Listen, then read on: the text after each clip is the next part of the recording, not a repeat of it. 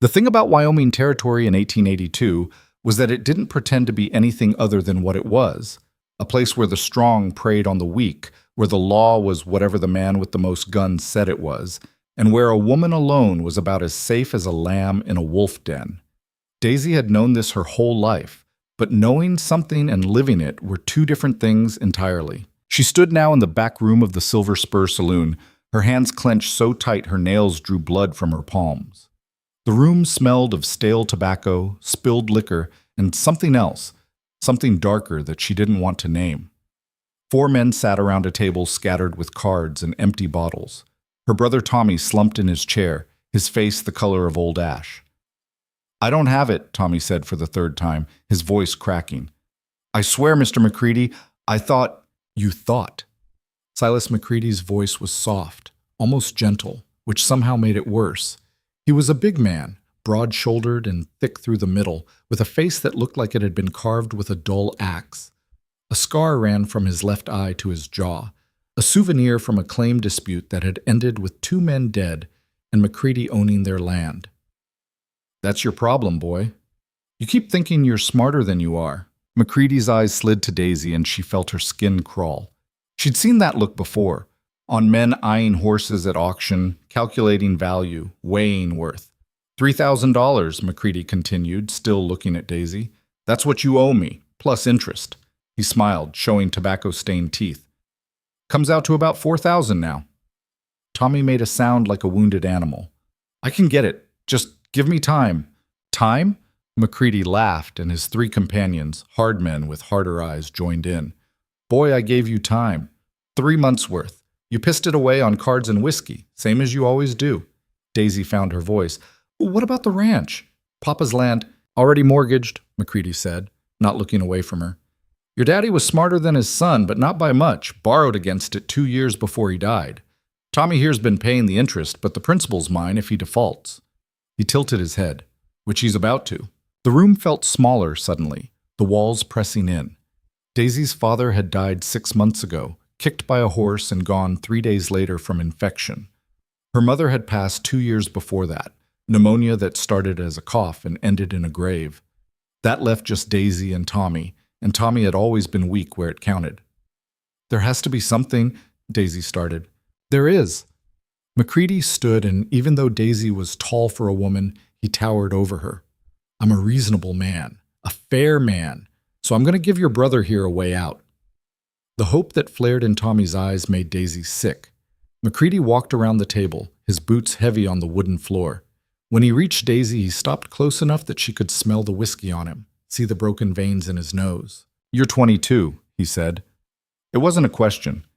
Not married, no prospects that I've heard of. "That's none of your business," Daisy said, hating how her voice shook. "It is now." McCready reached out and touched her hair, and it took everything in Daisy not to flinch. "Pretty thing like you, strong, healthy. You'd make a good wife." The room went very quiet. "No," Daisy said. The word came out stronger than she felt. "No. I'm offering to marry you, girl. That's more than most would do." McCready's hand moved from her hair to her chin, gripping it hard enough to hurt. "You become my wife. The debt's forgiven. Your brother keeps the ranch. Everybody wins." "Everybody but me." McCready's grip tightened. "You don't seem to understand the situation. Let me make it clear." He released her chin and pulled a revolver from his belt, pressing it against her temple. The metal was cold, shockingly cold. "I own this town. I own the sheriff. I own half the territorial legislature. Your brother owes me money he can't pay, which means I own him too. And what's his is mine." Daisy's heart hammered so hard she thought it might break through her ribs. She could see Tommy from the corner of her eye, pale and shaking, useless as always. "You can marry me willing," McCready continued, his voice still that terrible, gentle tone, "or I can take what's owed another way. Your choice." "Daisy," Tommy's voice was barely a whisper. "I'm sorry. I'm so sorry. Sorry." As if sorry could fix this. As if sorry could undo the cards he'd played, the bottles he'd emptied, the promises he'd broken. Daisy closed her eyes. She thought of her mother, who'd taught her to read and write and figure numbers. She thought of her father, who'd shown her how to ride and shoot and survive. She thought of the life she'd imagined for herself. Nothing grand, just honest work, and maybe someone to share it with, someone she'd chosen. That life was gone now. It had never really existed outside her head anyway. "How long do I have to decide?" she asked. McCready laughed and lowered the gun. "That's more like it. Smart girl." He holstered the revolver. "I'll give you until tomorrow night. Come to my house with your answer. If it's yes, we'll get married Sunday. If it's no," he shrugged. "Well, Tommy here knows what happens to people who don't pay their debts." He moved toward the door, his men following. At the threshold, he turned back. "One more thing. You try to run, I'll find you. And when I do, you'll wish you'd said yes when you had the chance." Then they were gone, and Daisy was alone with her brother. Tommy stood on shaking legs. "Daisy, I never meant—" She hit him. Her hand cracked across his face with enough force to snap his head sideways. Don't you dare!" "I can fix this." "How?" She heard her voice rising but couldn't stop it. "How are you going to fix this, Tommy? You going to conjure $4,000 out of thin air? You going to stand up to McCready and his guns?" I don't know. Tommy's face crumpled. "I thought I could win it back. The cards were running good, and then the cards are never running good enough." Daisy turned away from him, her hand shaking now too. "Papa trusted you with the ranch. Mama would have trusted you to take care of me, and you—" Her voice broke. "You sold me to pay for your stupidity. I'll talk to him. I'll make him see reason. He doesn't want reason. He wants me." Daisy wrapped her arms around herself. "And you gave me to him." The silence that followed was worse than anything McCready had said. After a long moment, she heard Tommy shuffle toward the door. "Where are you going?" she asked without turning. "I don't know. Away. I can't look at you right now." "Good. Because if you stay, I might kill you myself." The door opened and closed. Daisy stood alone in the dim room, surrounded by the debris of her brother's weakness. A fly buzzed near one of the empty bottles. Somewhere outside, a piano played badly. She had until tomorrow night to decide if she'd rather be owned by Silas McCready or watch her brother die. Some choice. Daisy didn't go home. Home was the ranch, 3 miles outside town, and right now she couldn't face those empty rooms with their memories of better times. Instead, she walked. The sun was setting, painting the sky in shades of copper and rust. The main street of Redemption, ironically named if ever a town was busy with the evening crowd. Cowboys fresh off the range looking for liquor and company. Merchants closing up their shops. Women in fine dresses heading to dinner, their husbands in dark suits beside them. Normal people living normal lives, untouched by the kind of desperation that was eating Daisy alive. She found herself at the edge of town, where the buildings gave way to open land. The wind here was constant, wearing down everything it touched. In the distance, the mountains stood dark against the sky, indifferent to human suffering. "You lost, miss." Daisy spun, her hand going instinctively to the knife she kept in her boot. A man stood a few yards away, leading a horse. She hadn't heard him approach, which was careless. Carelessness could get you killed. "I'm fine," she said, her voice sharp. The stranger held up his free hand. "Didn't mean to startle you, just saw you standing out here alone, thought you might need help." "I don't." He nodded slowly. He was tall, broad across the shoulders, but lean through the middle, like someone who'd spent years working hard and eating light. His face was weathered, hard to age, could have been 30, could have been 40. He wore simple clothes, nothing fancy, and his gun sat easy on his hip like it belonged there. "Fair enough," he said. He started to turn away, then paused. "You're the Lockhart girl, aren't you? Daisy?" Her hand tightened on the knife. "Who's asking?" "Name's Hunter Ingram. I knew your father a little. Bought a horse from him a few years back. Good man. He's dead." "I heard. I'm sorry." Ingram's eyes were gray, the color of winter sky. They studied her with an intensity that made her uncomfortable. "Heard about your brother's troubles, too." Of course he had. In a town this size, everyone knew everything within an hour of it happening. By now, the whole territory probably knew that Tommy Lockhart had gambled away his sister to Silas McCready. "If you're here to gloat, I'm here to make you an offer." Daisy laughed, bitter and sharp. I've had enough offers for one day. Thanks. This one's different. Ingram tied his horse to a nearby post and walked closer. Not too close, she noted, respectful of her space. I need a wife. Jesus. Daisy turned away. What is it with you people? I'm not a prize horse. I know what you are. You're a woman in a bad situation who doesn't have a lot of options. His voice was matter-of-fact, no pity in it. And I'm a man with land, but no one to help work it. We could help each other. By getting married. For a year. After that, you're free to go with enough money to start over somewhere McCready can't reach you. Daisy turned back, studying him. Why would you do that? Because I need help and you need a way out. Simple as that. Nothing's ever simple. Fair point. Ingram crossed his arms. Here's the truth. I've got 300 acres in the North Valley. Good land, decent water. But it's too much for one person and I can't afford to hire help. I need a partner. A wife, Daisy corrected. A partner who's legally a wife, yes, for appearance's sake. He met her eyes. I'm not looking for what McCready's looking for. I don't need a woman to warm my bed. I need someone who can work hard, handle themselves, and won't fold at the first sign of trouble. And after a year? After a year, we dissolve the marriage quietly. You get your freedom and enough money to make a real start somewhere. I get a year's worth of help getting the ranch running proper. It sounded too good to be true, which meant it probably was. What's the catch? The catch is it won't be easy. Ranch work never is. The catch is we'll be legally bound, which means if I turn out to be a bastard, you're stuck for a year. The catch is McCready won't like it, and he's not a man who takes rejection well. I noticed. So you'll have to decide if trading one problem for a potentially different problem is worth it. Ingram shrugged. I can't promise it'll be better, just different. Daisy looked at him for a long moment. He didn't look away, didn't fidget, didn't try to sell her harder, just stood there and let her think. How do I know you're not just a different version of McCready? You don't. All you've got is my word, and you don't know me well enough to judge if that's worth anything. He paused. But I knew your father. He was a decent man who loved his family. I figure his daughter probably inherited some of that strength. That's the kind of partner I need. My father also raised a son who gambles away everything he touches. People are complicated. Ingram untied his horse. I'm staying at the boarding house on 3rd Street, room 7. You've got until tomorrow morning to decide. After that, I'll assume you've made other arrangements, and I'll move on. That's it? No pressure, no threats? Would those change your mind? No? Then there's no point.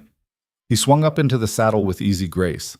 For what it's worth, I hope you choose the option that gives you the most freedom, whatever that turns out to be. He rode off into the gathering dark, leaving Daisy alone with the wind and her thoughts. 2 offers in one day. One from a devil she knew was evil, one from a stranger who might be lying through his teeth.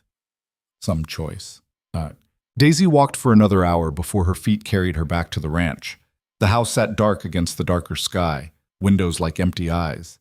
Tommy's horse was in the barn, which meant he'd come home, probably to drink himself unconscious with whatever liquor he had stashed. She couldn't face him. Not yet. Maybe not ever. Instead, she went to her parents' grave. They were buried on a small rise behind the house, marked with simple wooden crosses her father had made himself. Her mother's cross was weathered now, 2 years of wind and rain wearing down the carved letters. Her father's was newer, the wood still raw. Daisy sat between them, her back against her mother's headstone. I don't know what to do, she said to the empty night. Papa, you always had answers. You always knew the right path. But you left me with Tommy, and Tommy's useless. Her throat tightened. Mama, you taught me to be strong, to think for myself, but I'm not strong enough for this. The wind was her only answer. She thought about McCready, about the cold certainty in his eyes when he'd pressed that gun to her head. He would own her completely. She'd be his property in every way that mattered, and if he chose to be cruel, and men like McCready always chose cruelty eventually, there'd be no escape. She thought about Ingram, about his calm voice and steady eyes. He could be lying. The whole partner story could be a trick to get her away from town where no one would hear her scream. But something in his manner, the way he'd kept his distance, the way he'd offered her a choice without pressure, it felt different. Or maybe she was just desperate enough to believe anything that looked like hope. What would you do? She asked her parents' graves. Would you tell me to run, fight, submit? But she knew the answer. Her father had taught her to survive, whatever that took. Her mother had taught her that survival didn't mean giving up who you were. The question wasn't what they would do. It was what she would do. Daisy sat there until the stars came out, bright and cold and uncaring. When she finally stood, her decision was made. It wasn't a good decision. There were no good decisions in her situation, but it was the only one she could live with. She walked back to the house, past Tommy's room where she could hear him snoring, drunk as expected. In her own room, she lit a lamp and started packing. Not much, a few clothes, her mother's Bible, the small amount of money she'd saved. Everything she owned that mattered fit in one worn carpet bag. She wrote a note for Tommy. It took 3 tries before she got it right. Gone.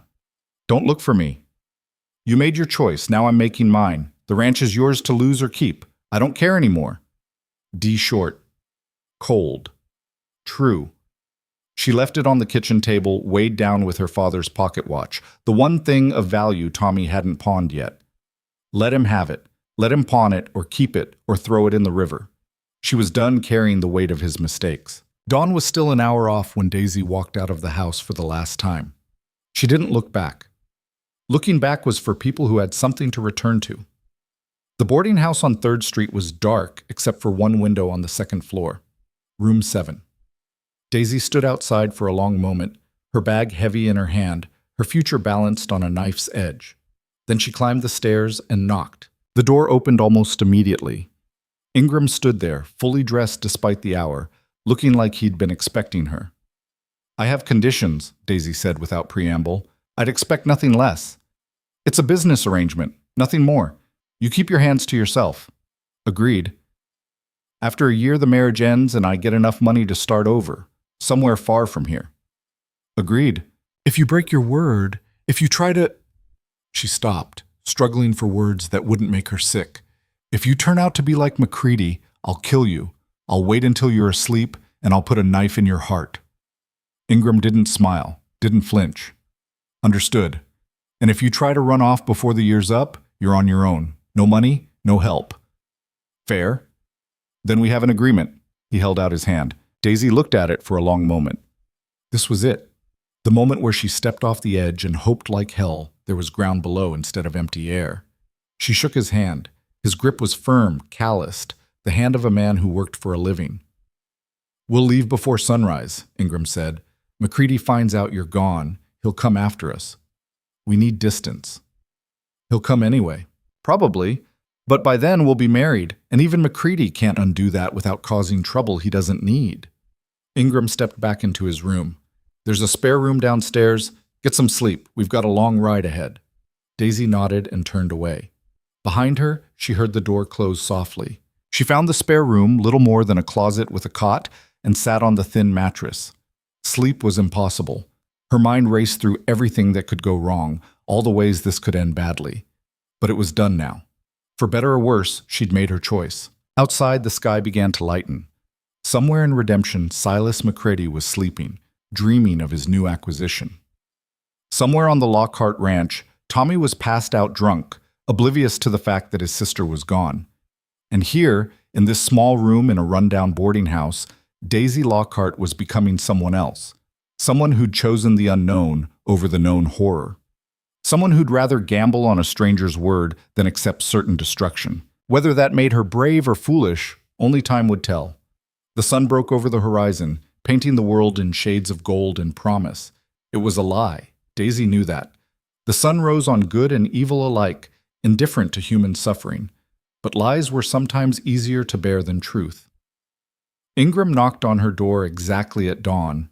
Time to go. Daisy picked up her bag and followed him out into the new day. Into her new life, into whatever waited on the other side of this desperate bargain. Behind her, Redemption still slept, unaware that one of its daughters had slipped away like smoke on the wind. Ahead lay 300 acres of hard land, a year of harder work, and a man she didn't know but had just bound herself to. And somewhere between behind and ahead lay the slim, fragile possibility of freedom. It would have to be enough. They rode north as the sun climbed, 2 strangers bound by a handshake and desperation. Hunter Ingram led the way on his buckskin gelding, while Daisy followed on a sorrel mare he'd bought from the livery that morning. He hadn't asked if she could ride, just handed her the reins and assumed she could manage. She appreciated that. Being treated like she had sense was rare enough to feel like a gift. The landscape changed as they put miles between themselves and redemption. The flat scrubland gave way to rolling hills dotted with sage and juniper. The mountains loomed larger, their peaks still white with snow that wouldn't melt until summer hit full force. It was beautiful in a harsh way, like everything else in this territory. They didn't talk much. What was there to say? They'd made their bargain, and now they had to live with it. Around midday, Ingram pulled up near a creek that cut through a stand of cottonwoods. "We'll rest the horses here. There's jerky in my saddlebag if you're hungry." Daisy dismounted, her legs stiff from hours in the saddle. She led the mare to the creek and let her drink while Ingram did the same with his gelding. The water ran clear and cold, snowmelt from the high country. She knelt and cupped her hands, drinking deep. It tasted like stone and sky. "How much further?" she asked. "Another 4 hours, give or take." Ingram pulled out the jerky and offered her a piece.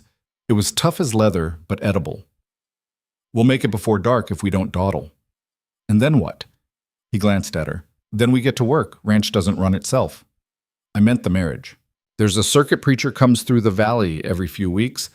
We'll catch him next time he's around. Make it legal." Ingram chewed his jerky slowly. "Until then, we're just two people sharing a house and some hard work. People will talk. Let them. We're miles from the nearest neighbor, and the folks in the valley mind their own business mostly." He paused. "You worried about your reputation?" "I'm worried about McCready showing up with a gun and a grudge." "That's a fair worry." Ingram's hand rested on his thigh, close to his pistol. Not touching it, just aware. "But he'll have to find us first, and I didn't exactly advertise where I live." Daisy finished her jerky and wiped her hands on her skirt. "You know he owns half the territorial government. He'll find out eventually." "Eventually isn't today." Ingram stood and stretched. "And by the time he does, we'll be married legal and proper. Harder for him to claim you then." "He doesn't strike me as a man who cares much about legal." "No, but he cares about looking respectable. Man in his position has to." Ingram gathered his horse's reins. "He makes a fuss about a married woman. People start asking questions. Bad for business." Daisy wanted to believe him, but belief was a luxury she couldn't afford. Still, he was right about one thing. Today wasn't the day McCready would find them. That was enough. They rode on. The sun was angling toward the western peaks when they crested a rise, and Daisy got her first look at what would be her home for the next year. The valley spread below them, a long stretch of grassland bordered by hills on 3 sides. A creek, the same one they'd stopped at probably, wound through the middle, lined with willows. Near the water stood a house, barn, and a few outbuildings. Small, rough, nothing fancy. "That's it," Ingram said, and there might have been pride in his voice. Hard to tell. They descended into the valley as the light turned golden. Up close, the ranch looked even rougher than from above.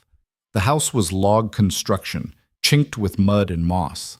The barn leaned slightly to one side, like it was tired and thinking about lying down. Fences needed mending. Weeds grew tall around the outbuildings. It looked like exactly what it was. A place that needed more hands than it had. Ingram dismounted and led his horse toward the barn. "I'll get the animals settled. You can look around, get your bearings." Daisy slid from the saddle, her legs protesting. She handed him the mare's reins and watched him disappear into the barn, then turned toward the house. The door wasn't locked. Out here, locks probably didn't matter much. She pushed it open and stepped inside. One main room that served as kitchen, dining area, and sitting space. A fireplace on the far wall, cold now. A rough-hewn table with 2 chairs. Shelves holding supplies, flour, salt, coffee, canned goods. A door led to what she assumed was a bedroom. Another door stood open, revealing a small room with a cot and a trunk. Everything was clean but spare, functional. The home of a man who didn't care much about comfort. Daisy set her bag on the table and walked to the window. From here she could see the barn, the creek, the hills rising beyond. It was isolated. If she screamed, no one would hear her. The thought came unbidden and unwelcome. This was her choice. She'd made it with open eyes, still. The door opened behind her and she turned too fast, her hand going to her knife. Ingram stopped in the doorway. Easy. Just me. She forced her hand away from the weapon. Sorry. Habit. Good habit to have. He came inside, leaving the door open behind him. Horses are fed and watered. I'll make something to eat. Then we can talk through how things will work here. I can cook, Daisy said. Didn't say you couldn't, but you've been riding all day. Sit. It wasn't a suggestion, but it wasn't an order either. Just a statement of fact. Daisy found she didn't mind. She was tired, bone deep, and soul sick, and the idea of someone else doing the work for once was almost seductive. She sat at the table and watched Ingram move around the kitchen. He worked with the efficiency of someone who'd been doing for himself a long time, slicing bacon, frying it in a pan, scrambling eggs with stale bread. Nothing fancy, but it smelled good. Her stomach reminded her she'd barely eaten all day. He set a plate in front of her and took the other chair with his own.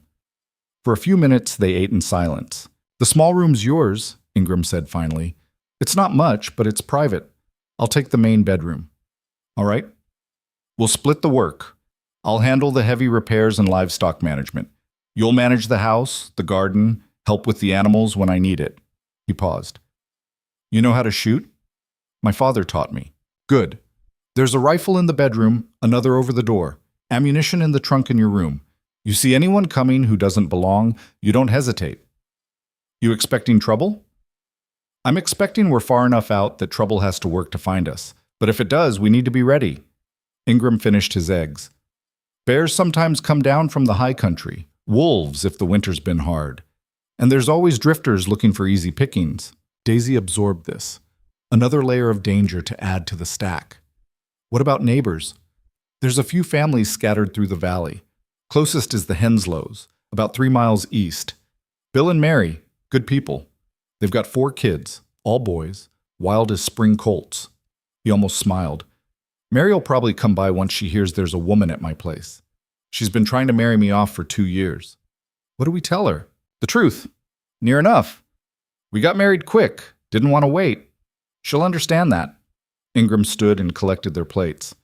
Folks out here don't pry too much. Everyone's got their reasons for being where they are. He washed the dishes while Daisy sat, trying to wrap her mind around the strangeness of it all. 12 hours ago, she'd been in redemption, staring down the barrel of McCready's gun. Now she was sitting in a rough cabin in the middle of nowhere, watching a stranger wash dishes while planning their fake marriage. Life came at you fast sometimes. I'll show you around properly tomorrow, Ingram said, drying his hands. For tonight, just settle in. There's water in the basin if you want to wash up, and the privy's out back. Thank you. The words felt inadequate. He nodded and disappeared into the main bedroom, closing the door behind him. Daisy sat alone in the gathering darkness, listening to the night sounds.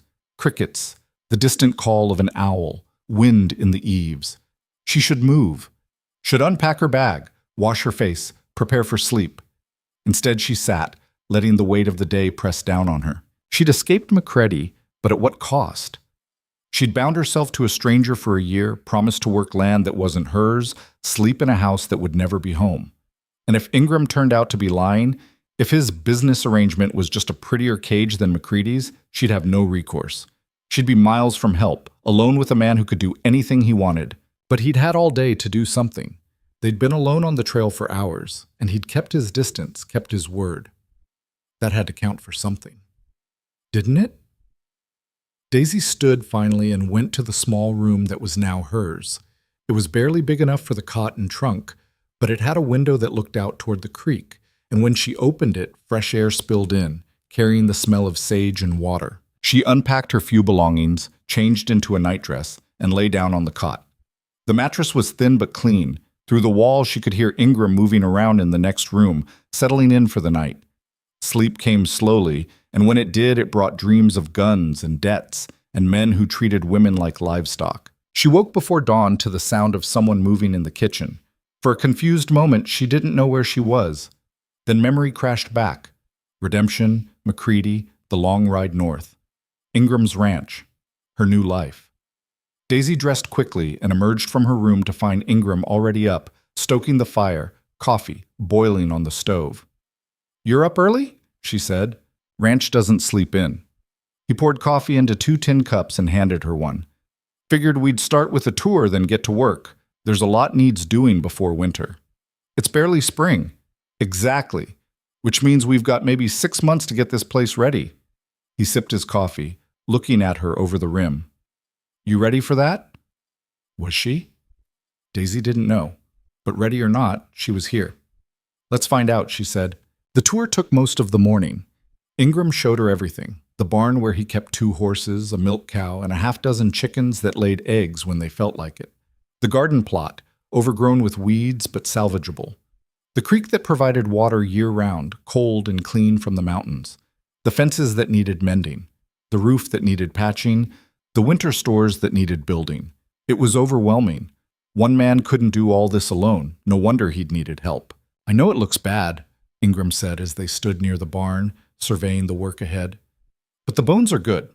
The land's solid, water's reliable, and we're far enough from the main trails that we don't get bothered much. What made you choose this place? He was quiet for a moment, looking out at the valley. I spent 10 years working other people's land, building other people's dreams. Figured it was time to build my own. He glanced at her. What about you? What were you building before your brother gambled it away? The question caught her off guard. I don't know. Survival, I guess. That's all any of us were doing. That's not building, that's just existing. Sometimes existing is all you can manage. Fair enough.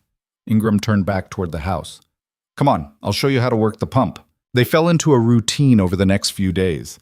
Ingram would wake before dawn and tend to the animals while Daisy started breakfast. They'd eat together, then split up to tackle the endless list of tasks. He'd work on fences or the barn roof while she attacked the garden, pulling weeds and turning soil that hadn't been worked in too long. Afternoons, they'd come together for whatever job needed 2 sets of hands, moving supplies, repairing the chicken coop, hauling water. It was hard work, harder than anything Daisy had done before. Her hands blistered, then calloused. Her back ached. She fell into bed each night too tired to think, which was a mercy. They didn't talk much beyond what was necessary. Pass me that hammer. The fence is weak on the north side. We're low on flour. Functional communication, nothing personal. Until the 4th day, when everything went wrong. Daisy was in the garden, attacking a particularly stubborn patch of thistle, when she heard the cow bellow. Not the normal lowing that meant it was time for milking. This was distress. She dropped her tools and ran toward the barn. The cow was in the small paddock, backing away from something in the corner. Daisy's heart jumped into her throat when she saw it. A rattlesnake, coiled and buzzing its warning, blocking the cow's path to water. Don't move! Ingram's voice, calm and low, came from behind her. Just stay still. He moved past her with a shovel, slow and steady. The snake's attention shifted to him, its head tracking his movement. The buzz got louder. Easy, Ingram murmured, and Daisy didn't know if he was talking to the snake or himself. He swung the shovel fast, catching the snake just behind the head. It thrashed, its body whipping, but Ingram pinned it and swung again. The head separated from the body. Even dead, the snake kept moving, its muscles firing in death spasms. Ingram tossed it over the fence and turned to the cow, checking her for bites. She's fine, he said after a moment. Scared, but not hurt. Daisy realized she was shaking. I should have seen it. Should have checked before I let her out. It just got here. Wrong place, wrong time. Ingram wiped the shovel clean. Happens. We'll be more careful going forward. I could have gotten her killed, but you didn't. He looked at her, really looked at her, and something in his expression softened.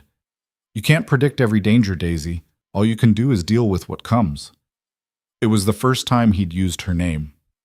That evening, after the chores were done and they'd eaten a quiet dinner, Ingram poured them each a small measure of whiskey. Not enough to get drunk, just enough to take the edge off. You did good today, he said. Quick thinking, getting to the barn fast. Not fast enough. Fast enough that the cow's alive and we know to watch for snakes. He sipped his whiskey. You're tougher than you think, Daisy laughed, bitter. I don't feel tough. I feel like I'm one mistake away from everything falling apart. Welcome to ranching. He set down his glass. Every day's a fight against something. Weather, animals, equipment breaking, money running short. You do your best and hope it's enough.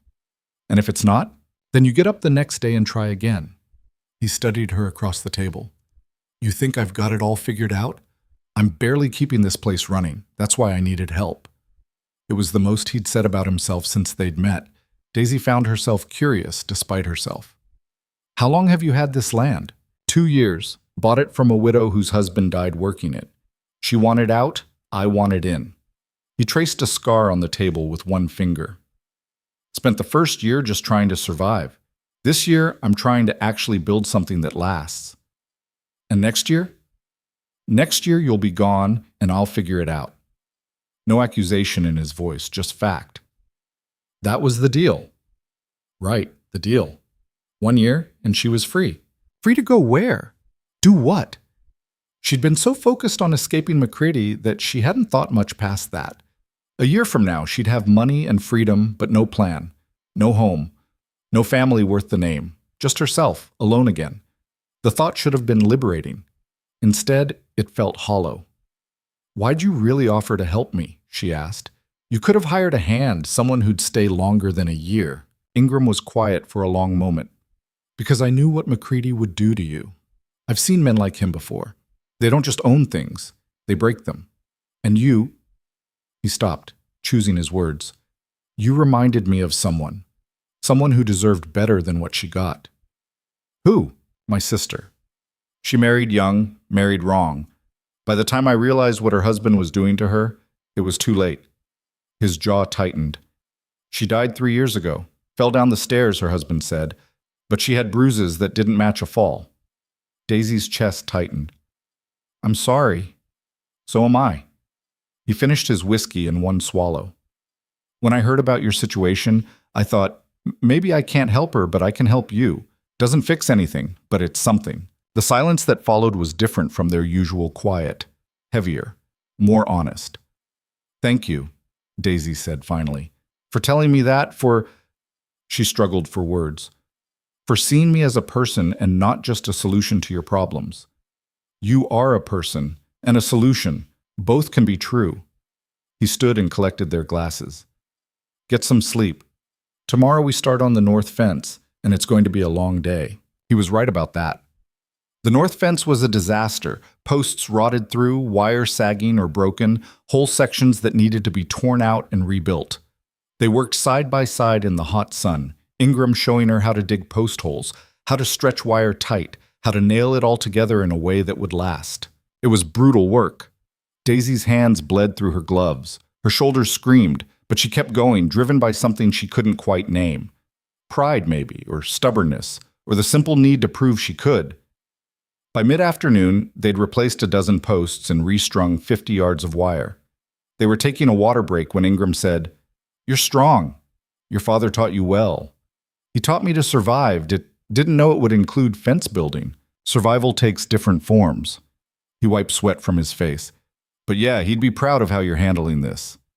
The words shouldn't have mattered. Her father was dead, his opinion beyond reach.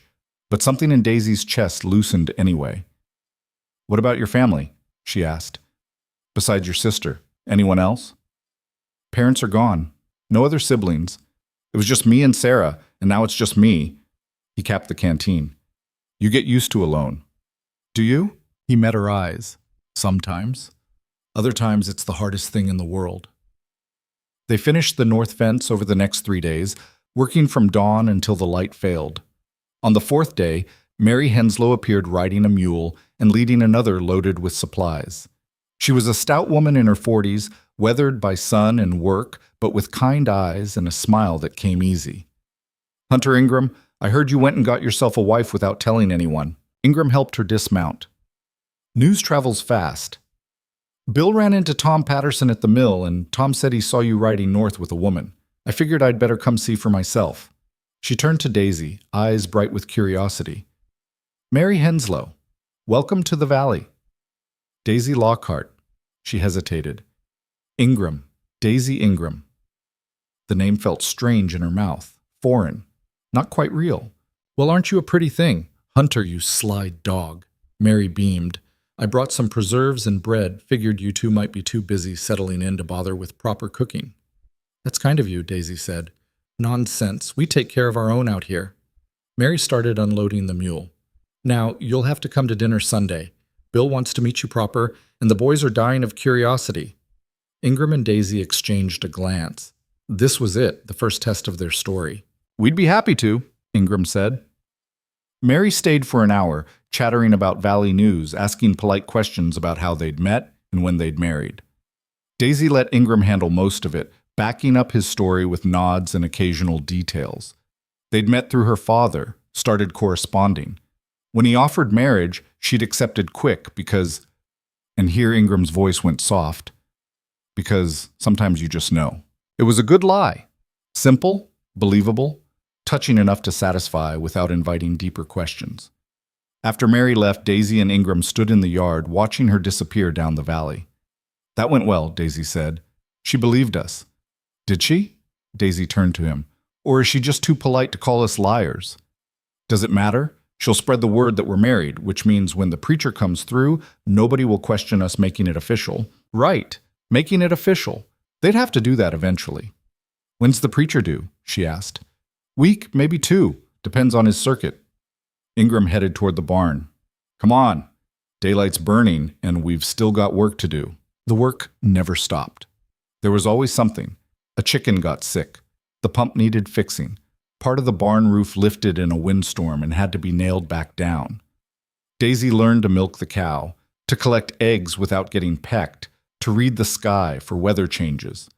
She learned Ingram's rhythms, how he went quiet when he was thinking through a problem, how he favored his left leg on cold mornings, old injury, he said, didn't want to talk about it, how he checked the rifle by the door every night before bed. She learned he was fair, hard, but fair. He expected her to work, but he worked just as hard himself. He never raised his voice, never lifted a hand in anger. When she made mistakes, and she made plenty, he corrected her without making her feel stupid. It could have been worse. That became her mantra. It could have been so much worse. Sunday came and they rode to the Henslow's place. It was bigger than Ingram's ranch, more established. The house had glass windows and a proper porch. The barn stood straight. Children's voices rang out across the yard. Mary greeted them like family, pulling Daisy into a hug that smelled of flour and soap. Bill Henslow was a big man with a bigger laugh, the kind of person who filled a room just by being in it. Their boys ranged from 6 to 14, all tow-headed and loud and energetic as puppies. Over dinner, roast chicken, potatoes, fresh bread that made Daisy want to weep, they talked about valley life, about the families scattered through the hills, about the hard winter they'd had and the dry summer they were expecting. So how are you finding ranch life? Mary asked Daisy. It's not easy for a woman used to town living. I grew up on a ranch, Daisy said. My father raised cattle down south. But you were in Redemption before Hunter found you. Found, interesting word choice. Briefly, after my father died. Well, you've got a good man in Hunter. He's been alone too long. Mary patted her hand. You'll be good for each other. Daisy smiled and said nothing. Across the table, Ingram was talking with Bill about water rights and grazing land, looking perfectly comfortable. He was good at this, she realized, good at being what people expected. Maybe they both were. After dinner, the men went outside to smoke and talk, while Mary showed Daisy around the house. It was warm, lived in, full of the small touches that made a building into a home. Curtains on the windows, rugs on the floor, photographs on the mantel. You'll make Hunter's place beautiful too, Mary said. Just takes time and a woman's touch. I'm not much for decorating. You'll learn. And if you need help, you just holler. The women in this valley look after each other. She opened a trunk and pulled out fabric. I've been saving this for something special. Take it. Make yourself some curtains, maybe a nice tablecloth. I couldn't. You can and you will. Consider it a wedding gift. Mary pressed the fabric into Daisy's hands. We don't get many new families out here. It's good to have fresh blood in the valley. Daisy accepted the fabric, her throat tight. Kindness was harder to bear than cruelty sometimes. They rode home as the sun set, the fabric wrapped carefully in Daisy's saddlebag. Neither of them spoke until they were back at the ranch, the horses put away, the door closed against the night. That wasn't so bad, Ingram said. Mary's nice. She is. Bit nosy, but her heart's in the right place. He hung his hat on the peg by the door. She'll be a good friend to you if you let her. For a year. He paused. Yeah, for a year. The words hung between them, a reminder that this was temporary, all of it. The ranch, the routine, the strange partnership they were building. In a year, Daisy would be gone, and Ingram would find someone else to help him work this land. That was the deal. That was what she'd signed up for, So why did it suddenly feel wrong? The preacher came 2 weeks later, a thin man with a big voice who rode through the valley performing baptisms, marriages, and the occasional funeral. Ingram and Daisy met him at the Henslows' place, where Bill and Mary had gathered a handful of neighbors to witness. The ceremony was brief. The preacher read from his book, asked the required questions, declared them husband and wife before anyone who'd gathered. Ingram slipped a simple gold band on Daisy's finger. He'd bought it from a traveling peddler, he said, sized it by guessing. It fit perfectly. "You may kiss the bride," the preacher announced. Daisy's heart stopped. They hadn't discussed this, hadn't planned for it. Ingram looked at her, a question in his eyes. She gave the slightest nod. He kissed her, quick, chaste, just lips brushing lips. It meant nothing. It was for show. But Daisy felt it anyway. The warmth of another person, the smallest intimacy. The lie becoming real in the space of a heartbeat. Then it was over, and people were congratulating them, and Mary was crying happy tears, and Bill was slapping Ingram on the back. They were married. For real this time, not just in plan, but in law. Daisy Ingram. That's who she was now. The thought should have terrified her. Instead, it felt like putting on armor. A new name, a new identity, a shield against the past. They rode home together in the fading light, the ring heavy on Daisy's finger. "You okay?" Ingram asked. "I don't know." She looked at the band, simple and gold and undeniable. "Are you?" "I don't know either." He was quiet for a moment. "But we did it. You're safe now, legal and proper. McCready can't touch you." "Right. McCready." She'd almost forgotten about him, caught up in fence building and chicken tending and playing house with a stranger who was now her husband.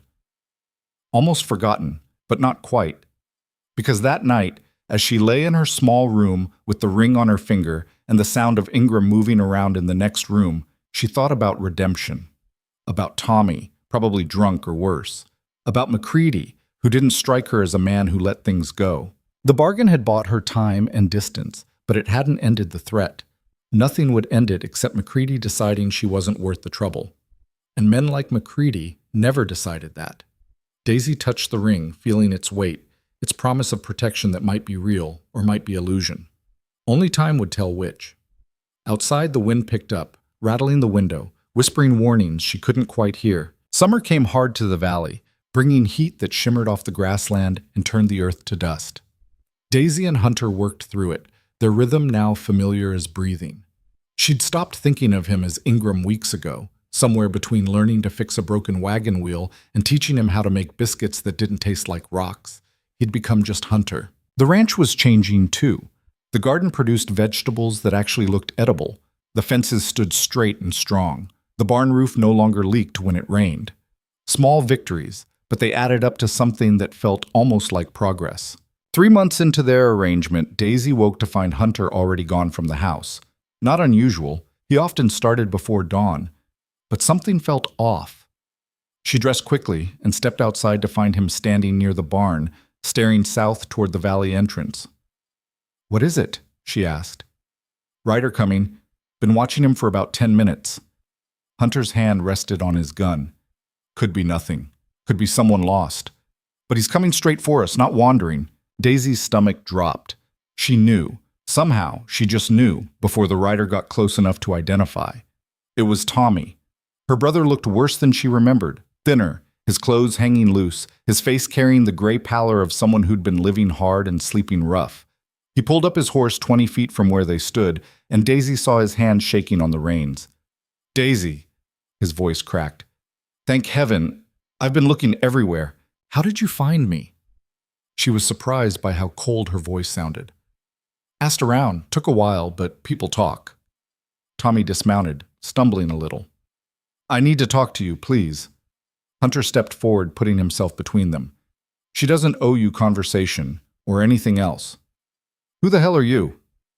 "Her husband, Hunter Ingram. And you're trespassing." Tommy's eyes went wide. "Husband? Daisy, when did—" "3 months ago." Daisy moved to stand beside Hunter, not behind him. "The same day I left Redemption. The same day you gambled me away to McCready." "I didn't. It wasn't like that." "It was exactly like that." She crossed her arms. "What do you want, Tommy?" He looked between them, lost and desperate. Can we talk? Alone? No, Hunter said. I'm her brother. You're the man who sold her to settle a debt. That buys you nothing. Hunter's voice was hard as winter ground. Say what you came to say, or leave. Tommy's face crumpled. For a moment he looked like he might cry, and Daisy felt a flicker of something, not sympathy exactly, but the ghost of what used to be sibling affection back when they were kids and he wasn't a coward. McCready's looking for you, Tommy said finally. He's been tearing redemption apart trying to find out where you went. Let him look. You don't understand. He's not just angry. He's obsessed. He keeps saying you're his property, that someone stole what belongs to him. Tommy wiped his face. He sent men out searching. They've been asking questions in every town within 50 miles. And you're here because you're worried about me? Daisy's laugh was bitter. Or because McCready's making your life difficult? Both. I know I messed up. You did more than mess up. You destroyed everything Papa built, everything Mama hoped for. You took the easy way out and threw me to the wolves. She took a step forward. So forgive me if I don't trust your sudden concern. I'm trying to make it right. You can't. There's no making this right. Daisy's hands clenched into fists. What happened to the ranch? Tommy looked at the ground. McCready took it. Said since the debt wasn't paid, the collateral was forfeit. Of course he did. She'd expected nothing less, but hearing it still hurt. Her father's land, her mother's garden, all of it gone to a man who collected property, like other people collected debts. Where are you staying? Around, here and there? You're homeless. I had to leave redemption. McCready made it clear I wasn't welcome anymore. Tommy finally met her eyes. I've got nothing left, Daisy. No home, no money, no prospects. I thought maybe if I warned you about McCready, maybe you'd... What? Take you in? Give you another chance to ruin my life? Daisy shook her head. I'm done carrying you, Tommy. I'm done paying for your mistakes. But I'm your brother. You stopped being my brother the moment you put your gambling debt ahead of my safety. She turned to Hunter. He needs to leave. Hunter nodded and faced Tommy. You heard her. Mount up and ride out. Please, Tommy's voice broke. I've got nowhere to go. That's not our problem. Hunter's hand stayed near his gun, ready. You brought this on yourself. Time to live with it. Just let me stay one night. I'll sleep in the barn. I won't bother you. No. Daisy's voice was iron. You'll go back to wherever you came from, and you'll stop looking for me. As far as you're concerned, I'm dead. Grieve if you want, but leave me alone. Tommy stared at her like she'd struck him. Maybe she had, in a way. You've gotten hard. I've gotten smart. There's a difference. She stepped closer. Did McCready send you? What? No. Did he offer you money to find me? Promise to forgive what you still owe if you led him here? I swear, Daisy, I came on my own. I don't believe you. She studied his face, looking for the tells she'd learned over the years. The way his left eye twitched when he lied, the way he licked his lips when he was nervous. Both happening now. You made a deal with him, didn't you? No. Tommy? Hunter's voice cut through. I've known liars my whole life. You're not good at it. So here's what's going to happen. You're going to tell us the truth, or I'm going to assume you're working for McCready and handle you accordingly. The threat hung in the air, unspoken but clear. Tommy sagged. He said if I found you, if I brought him information about where you were, he'd give me enough to start over somewhere else. Out west, maybe California. There it is. Daisy felt something inside her go cold and dead. The last ember of hope that maybe, somehow, her brother wasn't completely rotten. You sold me twice. I needed the money. You always need money. That's your whole problem. She advanced on him now, fury overriding caution. You can't stop, can't quit, can't think past the next card game or the next bottle, and everyone around you pays the price. I'm sorry. Stop saying that. Sorry doesn't fix anything. She was yelling now, months of buried rage spilling out. Sorry doesn't bring back Papa's ranch or Mama's peace or my future. Sorry is just noise you make to feel better about yourself. Daisy, did you tell him? Hunter's question was quiet but sharp. Did you already send word?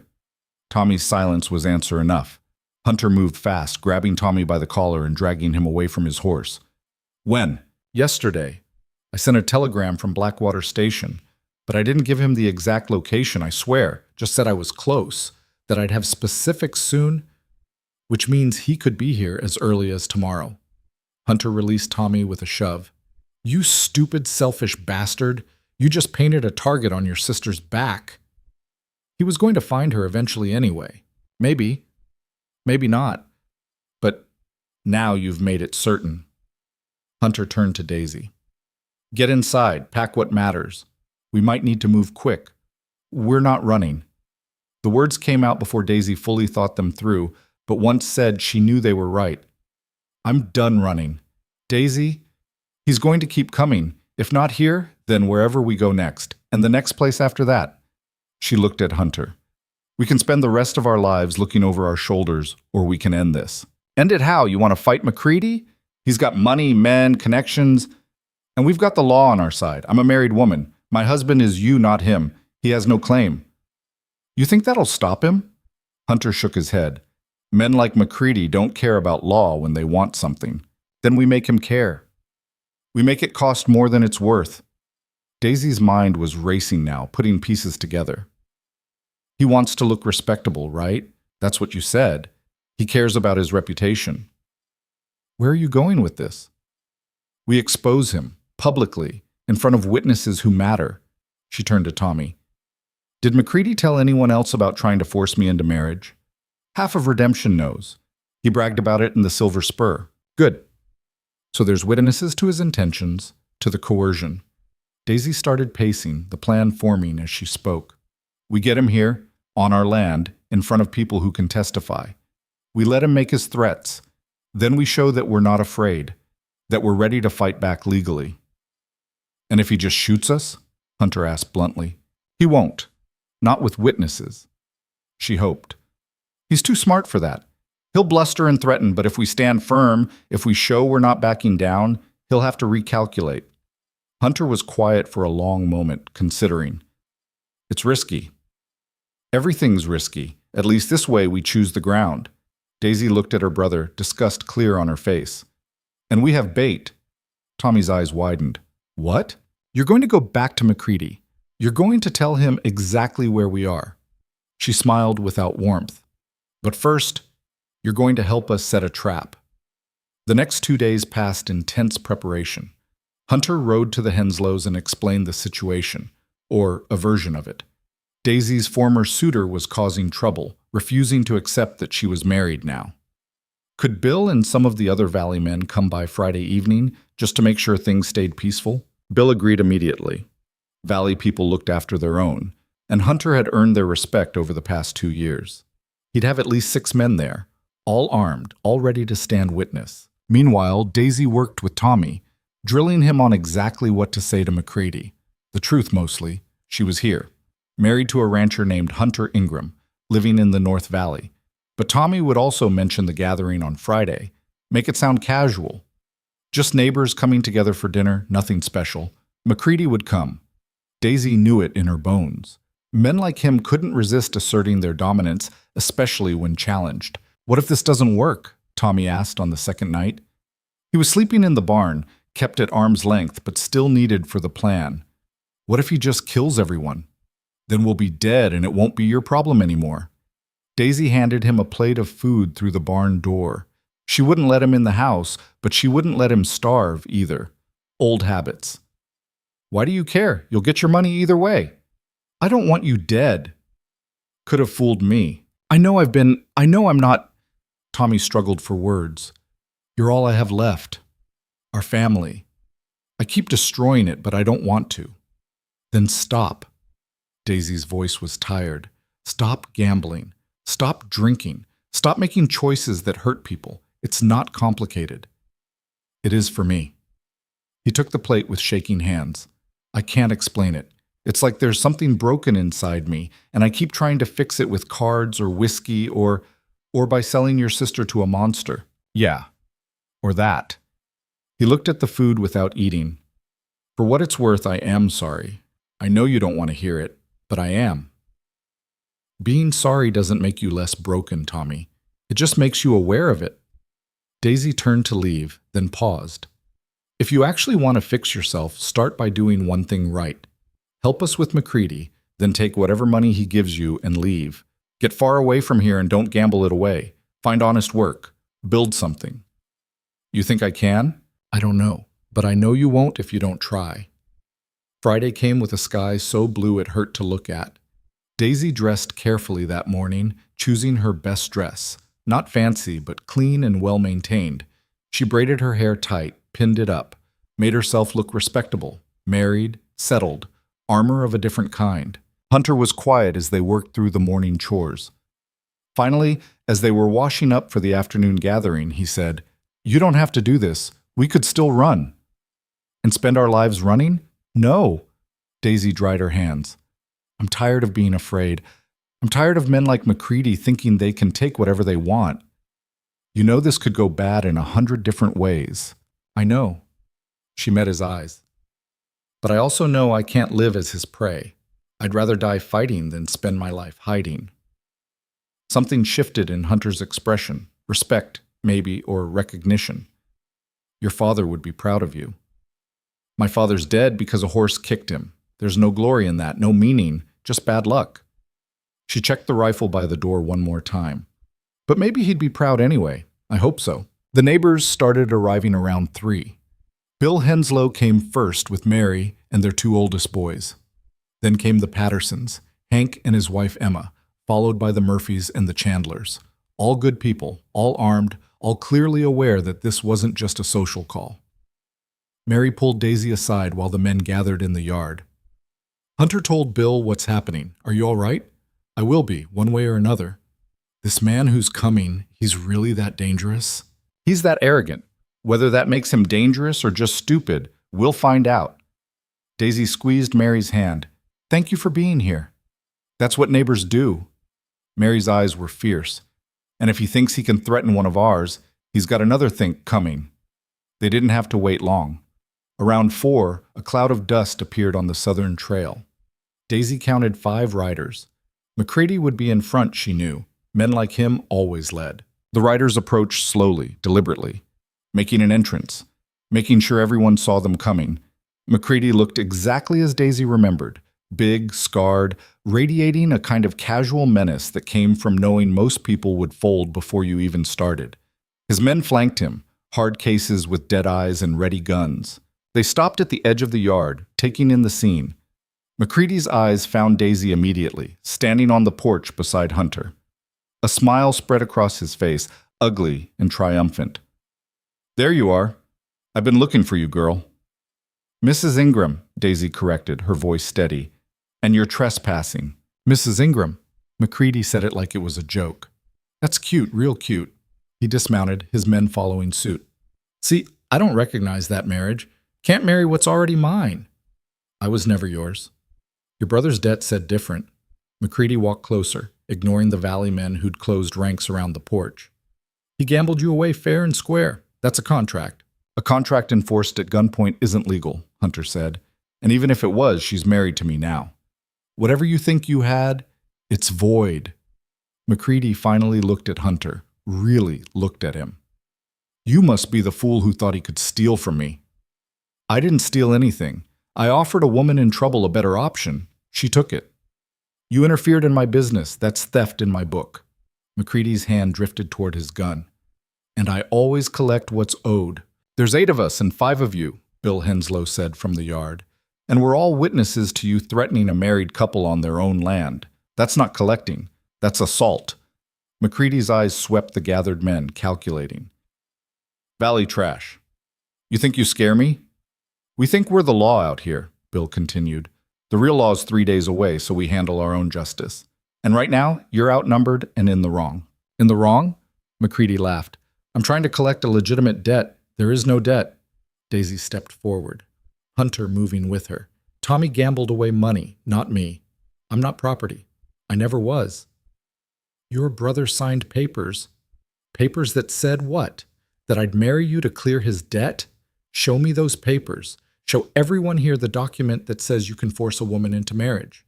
McCready's jaw tightened. "Everyone in Redemption knows the deal. Knows you threatened a woman with a gun.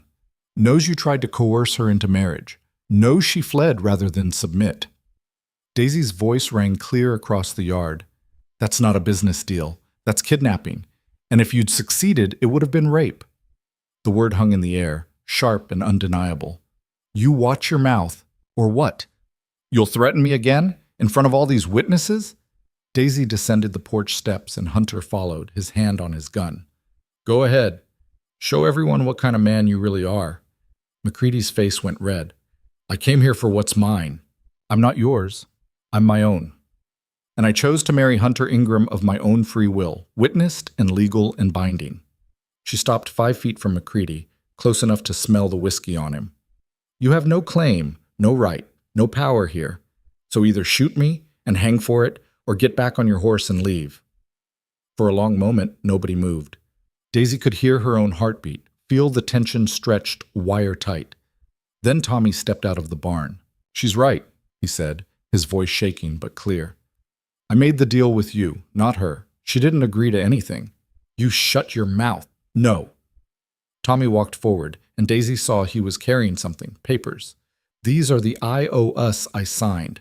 Nowhere does it say Daisy agreed to marry you. That was your condition, your demand. But she never signed anything.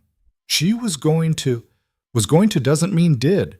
Tommy handed the papers to Bill Henslow. Check them. No signature but mine. Bill examined the documents, then passed them around. He's right. These are just gambling debts. Nothing about marriage, nothing signed by Mrs. Ingram. McCready's hand went to his gun, but he didn't draw. Too many witnesses, too many guns pointed back. This isn't over. Yes, it is. Hunter's voice was cold. You came here trying to intimidate my wife into leaving me. You failed. Now you're going to ride back to redemption and tell everyone she's married and settled and out of reach.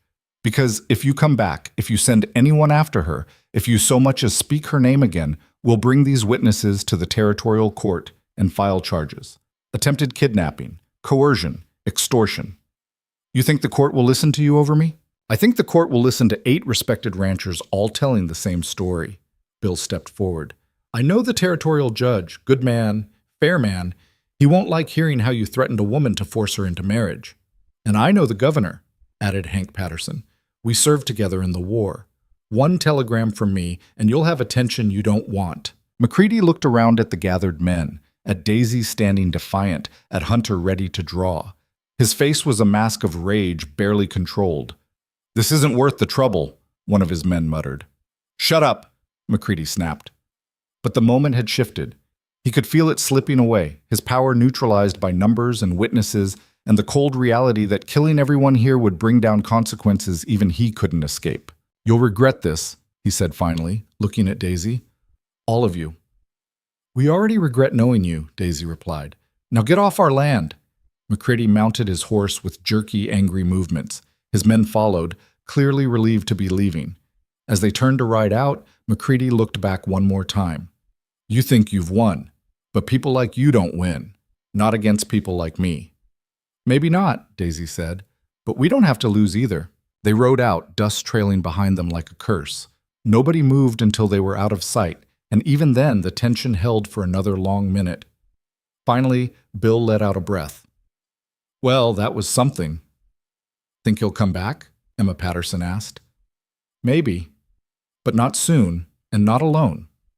Hunter put his arm around Daisy's shoulders, the first time he'd touched her like that in public. It felt natural. We'll be ready if he does. Mary hugged Daisy tight. You were so brave. I don't think I could have stood there like that, facing him down. You do what you have to. Daisy's legs felt suddenly weak, adrenaline draining away and leaving her shaky. Thank you. All of you. We couldn't have done this without you. That's what community means, Bill said. We stand together. Always have, always will. They stayed another hour, the gathering turning into an actual social event now that the threat had passed. Food appeared. Mary had brought a pie. Emma had bread. Someone else had brought jerky. They ate and talked, and slowly the fear transformed into something like celebration. Tommy hung back, watching from near the barn. Finally, Daisy walked over to him. You did good, she said. Bringing those papers, speaking up, it was the least I could do. He looked at her, really looked at her, and she saw something different in his eyes. Not redemption, that would take more than one good act, but maybe the beginning of it. McCready gave me the money already for finding you. How much? $500. Tommy pulled out a roll of bills. I want you to have it. I don't want McCready's money. It's not his anymore. It's mine, and I'm giving it to you. He pressed the bills into her hand. I can't fix what I broke, but maybe this helps a little. Daisy looked at the money, then at her brother. What will you do? Head west, like I told you. Find work. Try to put... He stopped, struggling. Try to be someone Papa wouldn't be ashamed of. He was ashamed, Tommy. Near the end, before the horse kicked him, he told me he regretted leaving the ranch to you. Said he should have split it, given me half. The words hurt to say, but they were true. But he also said people could change, that it just took wanting to badly enough. Did he believe that? I don't know, but I think he hoped it. Daisy pocketed the money. Go west, find honest work, and maybe in a few years write me a letter. Tell me who you've become. And if I fail, then don't write. She managed a small smile. But try not to fail. Tommy nodded and mounted his horse. He looked down at her one last time. I'm sorry I wasn't a better brother. I'm sorry I can't forgive you yet. Maybe someday. She stepped back. Be safe, Tommy. He rode out, and Daisy watched him go with a complicated knot of feelings she didn't want to examine too closely. Hunter came to stand beside her. You think we'll hear from him again? I don't know. Maybe. She leaned against him slightly, tired to her bones. Does it matter? Guess not. He looked down at her. You were incredible today. The way you faced McCready down. I've seen grown men fold under less pressure. I didn't have a choice. You always have a choice. You could have run, could have hidden. Instead, you stood your ground and made him blink first. Hunter's arm went around her waist, and this time there was no audience, no pretense, just the two of them. That takes courage, or stupidity.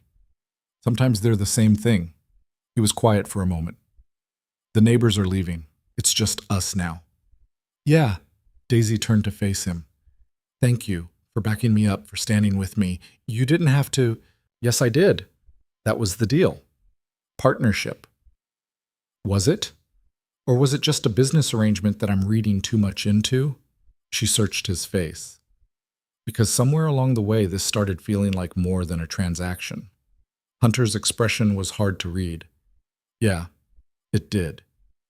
So what does that mean? I don't know. He touched her face gently. The deal was 1 year. We're only 3 months in. A lot can change in 9 more months. Or nothing changes and I leave like we agreed. Or that. His thumb brushed her cheek. What do you want, Daisy? It was the first time he'd asked her that. Not what she needed, not what made sense, but what she actually wanted. I don't know yet, she admitted. Everything's happened so fast. 3 months ago I was trapped, and now I have options. That's new. Options are good. They're terrifying. She stepped back, needing space to think. I need time. You've got 9 months. Use them. Hunter headed toward the barn. I'm going to check on the horses. You should rest. Today took a lot out of you. He was right. Daisy felt hollowed out, exhausted in a way that went deeper than physical tiredness. She went inside and sat at the table, Mary's fabric still folded in the corner, the ring heavy on her finger, the house quiet around her. They'd won. McCready was gone, probably for good. She was safe, married, settled. So why did she feel so unsettled? Because nothing was resolved, not really. McCready might come back. Tommy might write, or he might disappear into the West and drink himself to death. And Hunter was a question she didn't know how to answer. The partnership was working. The ranch was thriving. They'd built something together over these 3 months, something that felt solid and real. But in 9 months, she was supposed to walk away from it, take her money and her freedom and start over somewhere new. The thought didn't bring the relief it once had. Instead, it felt like loss. Daisy touched the ring, turning it on her finger. 1 year. That was the deal. But deals could change. People could change. The question was, did she want them to? Outside, the sun set red and violent over the valley, painting everything in shades of blood and fire.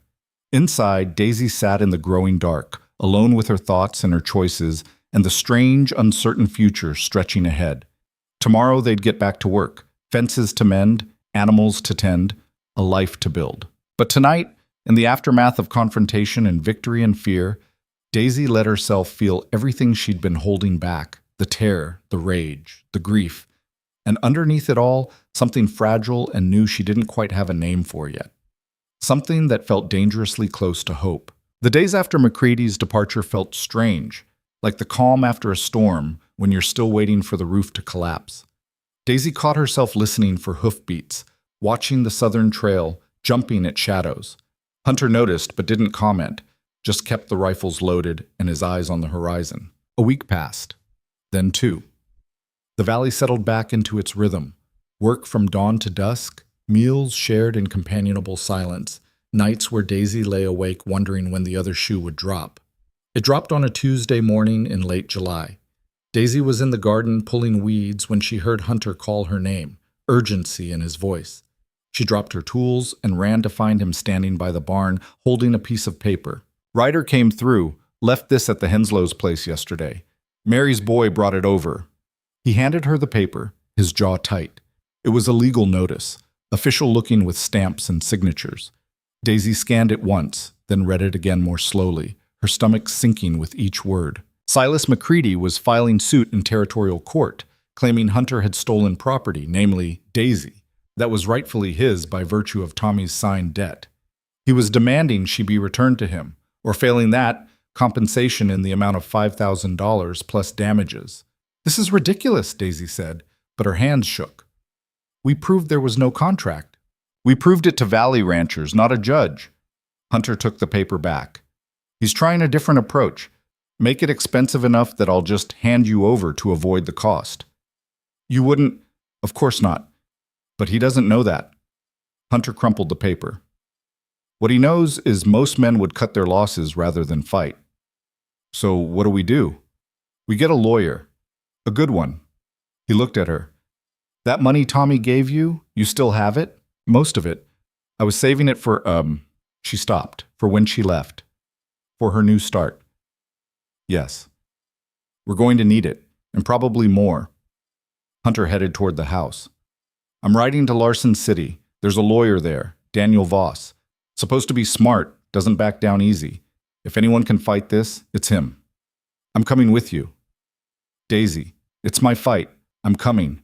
They rode out within the hour, leaving the ranch in the care of Bill Henslow's oldest boy. The journey to Larson City took 2 days, camping rough the first night under stars that felt indifferent to human troubles. Around the campfire, Hunter asked, "You scared?" "Terrified." Daisy poked at the fire with a stick. "What if we lose? What if the judge sides with McCready? Then we appeal. Keep fighting until we run out of options." He paused. "Or we could run. Take what we can carry and head somewhere he won't find us." "You do that? Give up your ranch?" "I'd give up anything before I'd hand you over to him." Hunter said it matter-of-factly, like it was obvious.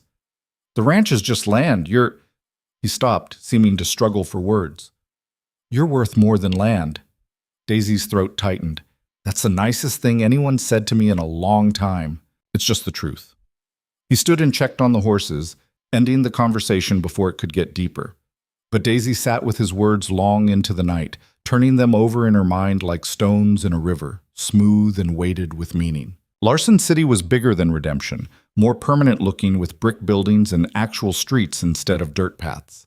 They found Daniel Voss's office above a general store, a cramped space filled with law books and papers stacked in precarious towers. Voss himself was younger than Daisy expected, maybe 30, with wire-rimmed glasses and ink stains on his fingers. He listened to their story without interrupting, taking notes in quick, precise handwriting. "McCready's smart," Voss said when they finished. "He's not claiming you agreed to marry him. That's too easy to disprove. Instead, he's arguing that your brother had the legal right to use you as collateral for a debt, and that collateral was seized when the debt wasn't paid." "But people aren't collateral," Daisy protested. "Legally, that's complicated." Voss pulled out a law book, flipped to a marked page. "There's precedent, old precedent, but it exists, for family members being held responsible for debts. It's murky, outdated, but McCready's lawyers will argue that in the absence of clear statutes, traditional practices apply." Traditional practices that treat women like property. Yes? Voss didn't sugarcoat it. The law is behind the times in many ways. What we need to prove is that you were a free agent, that your brother had no authority to bind you to anything, and that your marriage to Mr. Ingram is legitimate and supersedes any alleged claim McCready might have. Can you do that? Hunter asked. I can try, but it's going to be expensive and there's no guarantee. Voss named a fee that made Daisy's heart sink. It was more than Tommy's money, more than she and Hunter had saved combined. We'll find it, Hunter said immediately. How? Daisy looked at him. We'd have to sell the ranch. Then we sell the ranch. No, I won't let you do that. She turned to Voss. What if we represent ourselves? You'd lose. McCready will have experienced lawyers. They'll run circles around you. Voss leaned back in his chair. Look, I can work with you on payment. Part now, the rest if we win. But you need proper representation. They left the office with a retainer paid and a court date set for 6 weeks out. 6 weeks to prepare, to gather evidence, to figure out how they'd pay the rest of Voss's fee without losing everything. On the ride back, neither of them spoke much. The weight of it all pressed down, the cost, the risk, the very real possibility that despite everything, Daisy might end up belonging to McCready after all. We could still run, Hunter said as they made camp the second night. And spend our lives looking over our shoulders? No. Daisy fed sticks to the fire. I'm tired of being afraid. Tired of men like McCready thinking they can just take what they want. Even if fighting costs us everything? What's everything? The ranch? She looked at him across the flames. You said you'd give up anything. Did you mean it? Yes. Then we fight. And if we lose the ranch but win our freedom, that's still winning. She paused. Unless, do you regret this? Helping me? You could have stayed out of it, kept your land, your life. I could have stayed out of a lot of things. Hunter's face was shadowed by firelight. Could have let my sister keep suffering rather than confronting her husband. Could have walked away when I heard about you and McCready. Could have lived my whole life playing it safe, never risking anything for anyone. But that's not living. That's just existing. He met her eyes. You said that once, remember? When we were building the north fence. You said sometimes existing is all you can manage. I remember. Well, I'm done just existing. If this fight costs me the ranch, fine. At least I'll know I stood for something. He lay back, looking at the stars. Besides, land's replaceable. People aren't. Daisy wanted to say something profound, something that matched the weight of what he was offering. But words felt inadequate, so she settled for, thank you. Don't thank me yet. We haven't won. They arrived back at the ranch to find everything in order but wrong somehow. Or maybe Daisy was just seeing it differently now, knowing they might lose it. The house Hunter had built with his own hands, the fences they'd mended together, the garden she'd brought back from weeds, all of it suddenly precious because it was threatened. The next weeks blurred together in a haze of preparation. Voss sent requests for documents, proof of marriage, witness statements from the Valley residents, Tommy's original I owe us. Daisy wrote out her account of McCready's threats, the gun to her head, the choice that was no choice. It took 3 tries before she could get through it without shaking. Hunter sold 2 of the horses, the ones they didn't absolutely need. It brought in some money, but not nearly enough. He talked about selling the milk cow, maybe some of their land, to neighboring ranchers. We're not selling the land, Daisy said firmly. We might have to. No, the land is what we're fighting for. She looked at the valley spread below them, at everything they'd built. We'll find another way. The other way came from an unexpected source. Mary Henslow showed up one afternoon with an envelope containing $200, contributions from Valley families who'd pooled their resources. We take care of our own, Mary said when Daisy protested. And what McCready's doing, trying to buy a person through the courts, it's wrong. We won't stand for it. I can't accept this. You can and you will. Consider it an investment. When you win, and you will win, you can pay us back by helping the next person who needs it. Mary hugged her tight. You're not alone in this. The gesture broke something in Daisy. She'd been holding herself together through sheer will, but kindness undid her where threats couldn't. She cried into Mary's shoulder, months of fear and stress pouring out in ugly, hiccuping sobs. I'm scared, she admitted when she could speak again. What if we lose? Then we'll figure out what comes next, together. Mary pulled back, hands on Daisy's shoulders. But I don't think you'll lose. I've seen you face down McCready. That takes strength most people don't have.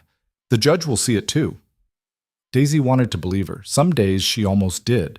2 weeks before the trial, a letter arrived from Tommy. Daisy recognized his handwriting on the envelope, messy and slanted. She opened it with hands that trembled. The letter was short. Tommy had made it to California, found work on a citrus farm. The pay was decent, the work hard but honest. He'd been sober for 3 weeks, a record, he said, with something like pride. He'd heard about McCready's lawsuit from another drifter who'd passed through redemption. I know I have no right to ask anything of you, he wrote, but if you need me to testify, I'll come back. I'll tell the judge everything, how McCready threatened you, how he forced the situation, how you never agreed to anything. It's the least I can do. Maybe the only thing I can do? Let me know. Your brother Tommy. Daisy read it 3 times, looking for the catch, the angle, the way it would somehow make things worse. But it seemed genuine. Or maybe she wanted it to be genuine badly enough that she couldn't see the flaws. She showed it to Hunter that evening. Could be a trap, he said. McCready could have put him up to it. I don't think so. Daisy folded the letter carefully. Tommy sounded different, clearer, maybe.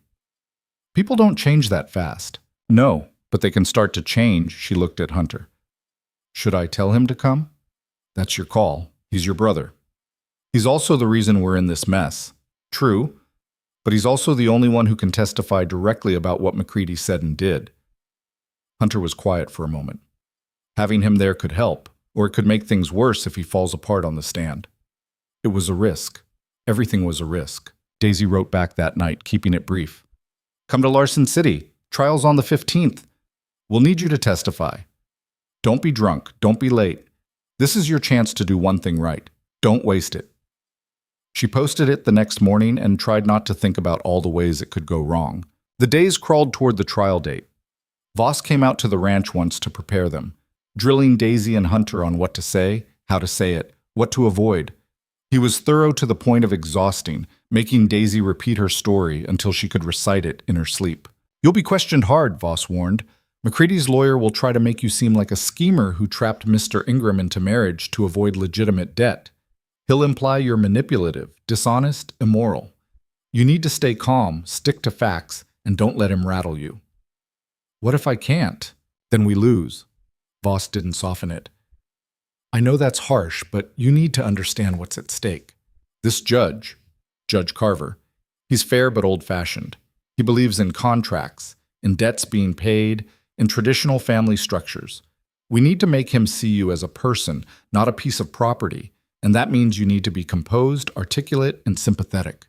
No pressure, Daisy muttered. Actually, all the pressure. This is your life we're fighting for. Voss packed his papers.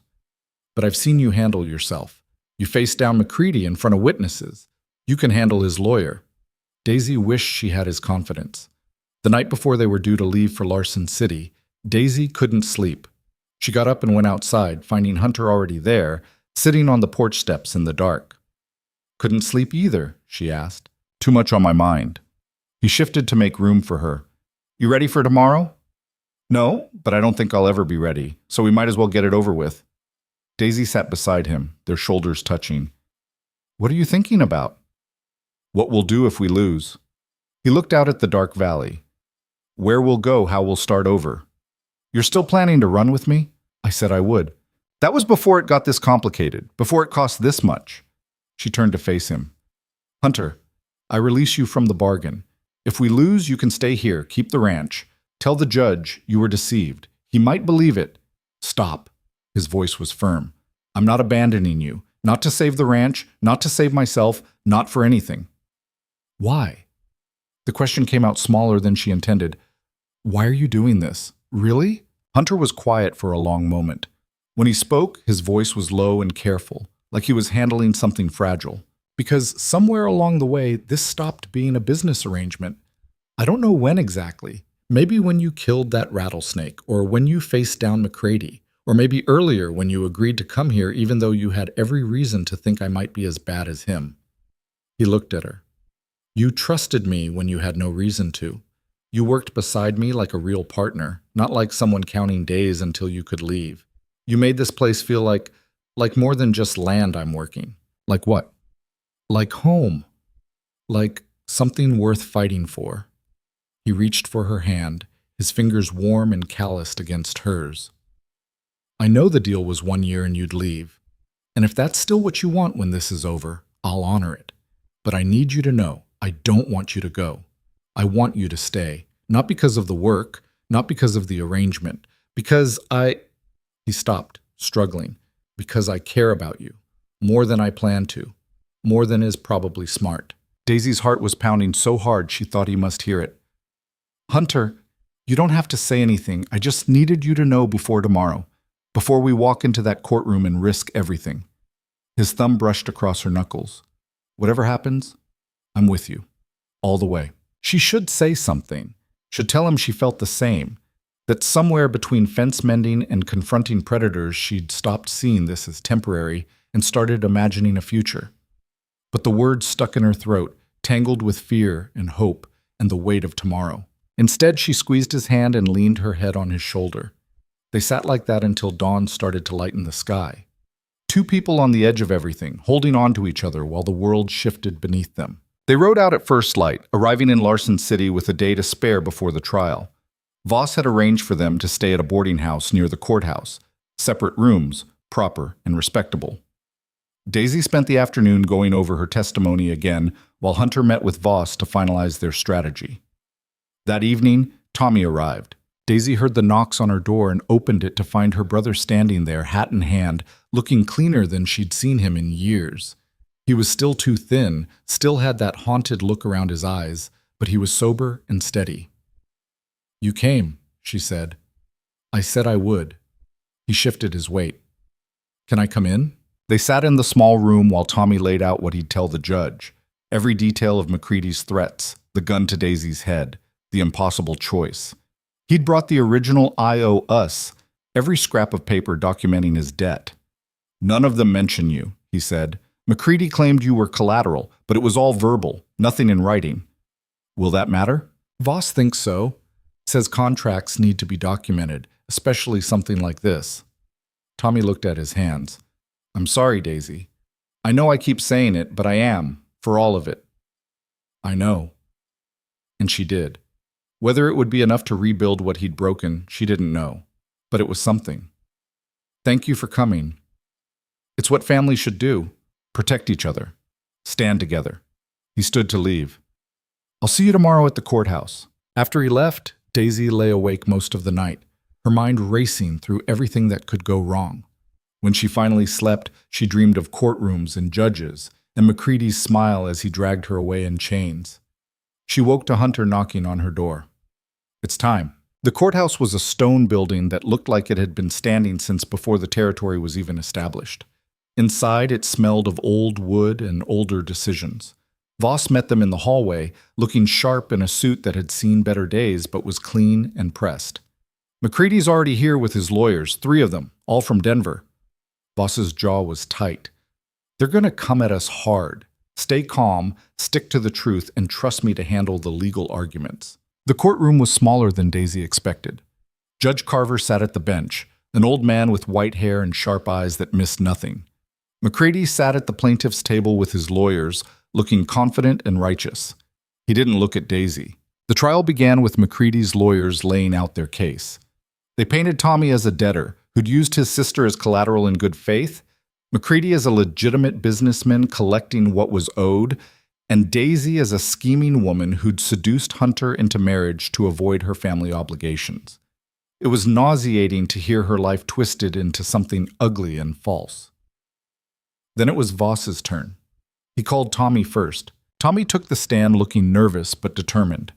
Under Voss's gentle questioning, he laid out the truth, his gambling problem, his debt, McCready's threats, the gun to Daisy's head. He produced the IOS, showed that none mentioned Daisy, admitted he'd never had the authority to use her as collateral. McCready's lawyers tore into him on cross-examination, painting him as unreliable, a drunk and a gambler whose word meant nothing. Tommy held steady longer than Daisy expected, but eventually he cracked, admitting he'd been drunk when he made some of the agreements, that his memory was hazy on details. It wasn't good. Daisy could see the judge's expression shifting, skepticism creeping in. Next, Voss called Hunter. He testified about meeting Daisy, about the marriage offer, about it being a mutual agreement between free adults. McCready's lawyers tried to imply he'd taken advantage of a vulnerable woman, but Hunter didn't budge. "I offered her a choice," he said firmly. "Something McCready never did. She could have said no. She chose yes." "And benefited from her choice," McCready's lead lawyer said smoothly. "Free labor on your ranch, a woman to cook and clean." "A partner," Hunter interrupted. "Someone who works as hard as I do, who's made my ranch better in 3 months than I managed in 2 years alone. That's not exploitation. That's partnership." The lawyer smiled like Hunter had walked into a trap. A partnership that conveniently started the same day she fled redemption. Very convenient timing.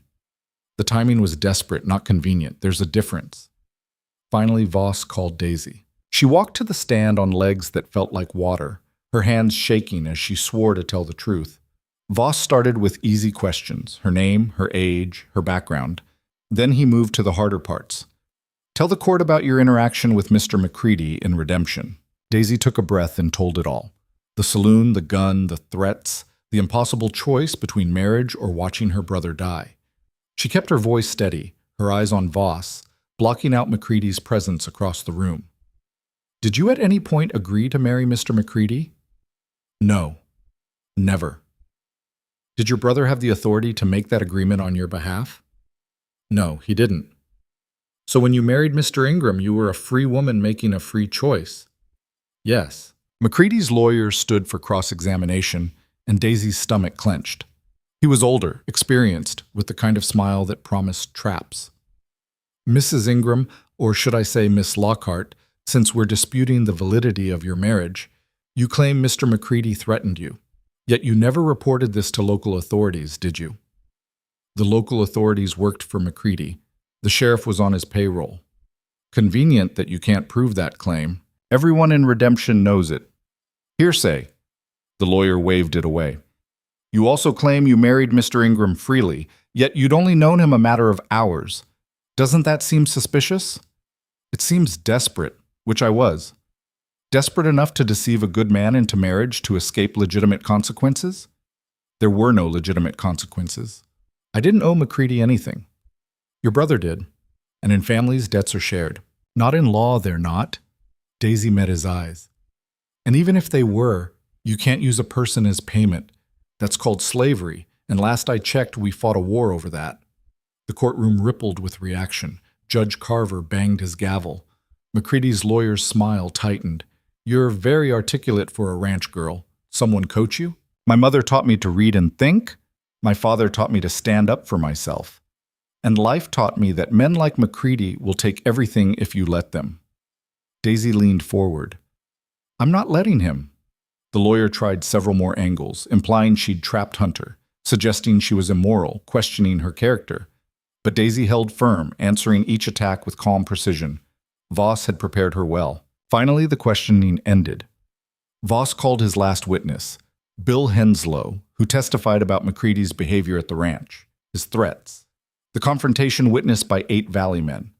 McCready's lawyers tried to dismiss it as irrelevant to the contract question, but the judge allowed it. Then both sides rested. Judge Carver called for closing arguments. Voss stood, and when he spoke, his voice carried through the courtroom. "Your Honor, this case is simple. A woman was threatened into a forced marriage. She escaped and married freely.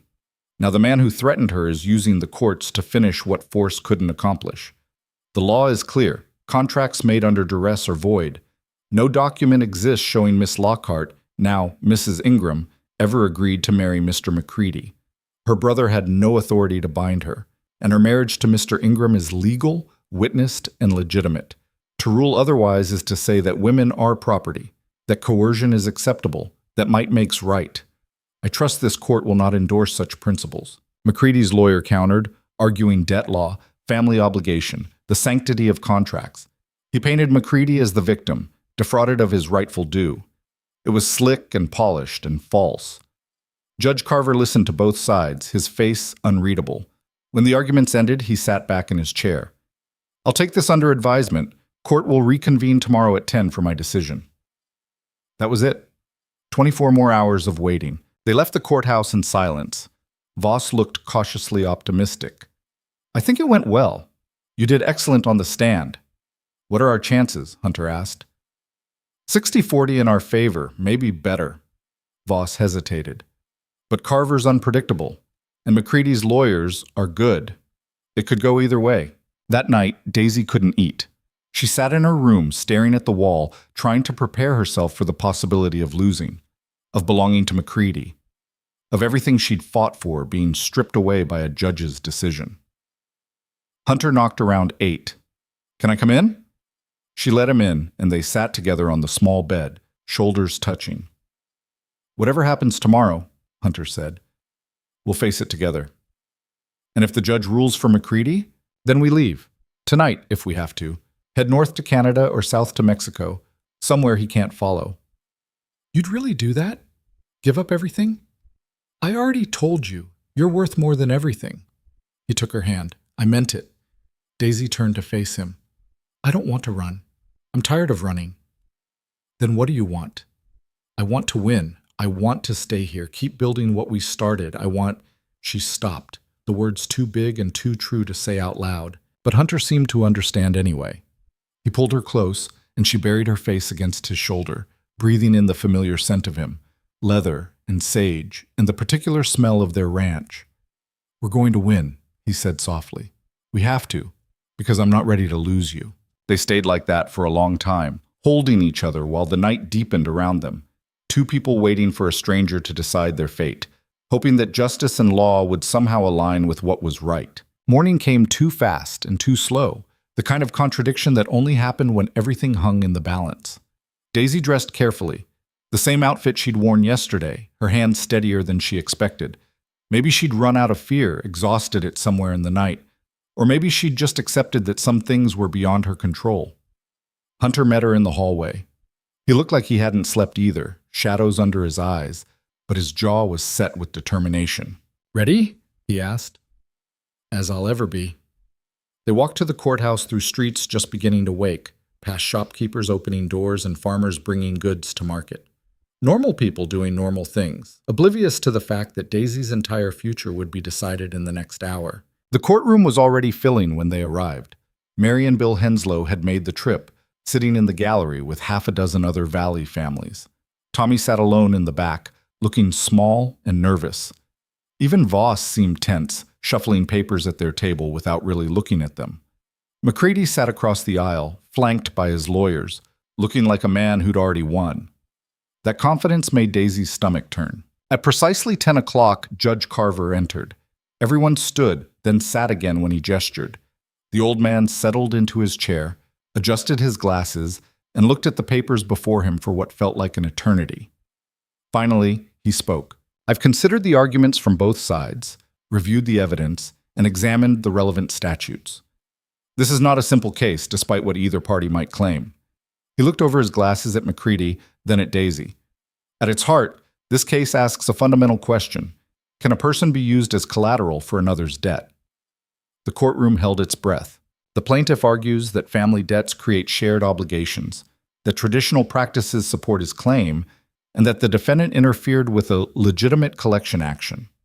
The defense argues that no contract existed, that any alleged agreement was made under duress, and that the defendant is a free woman who made a free choice to marry.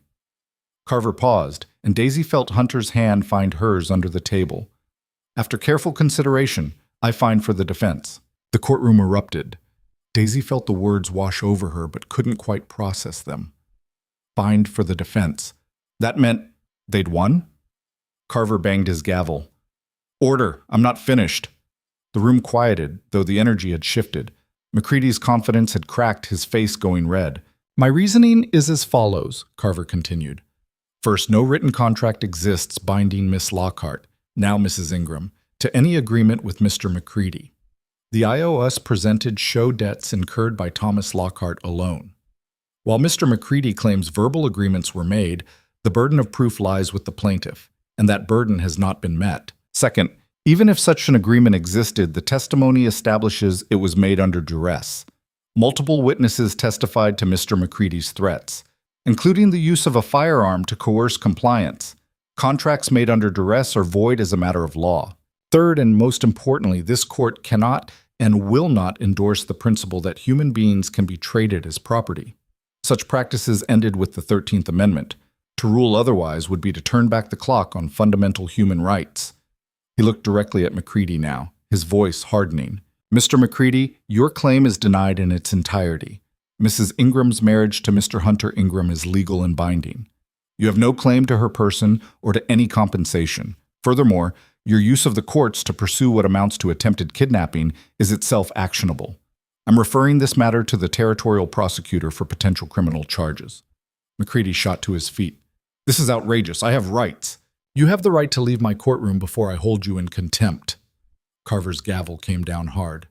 This case is closed. Court is adjourned. For a moment, nobody moved. Then the courtroom exploded into motion. Mary Henslow was crying and hugging Daisy.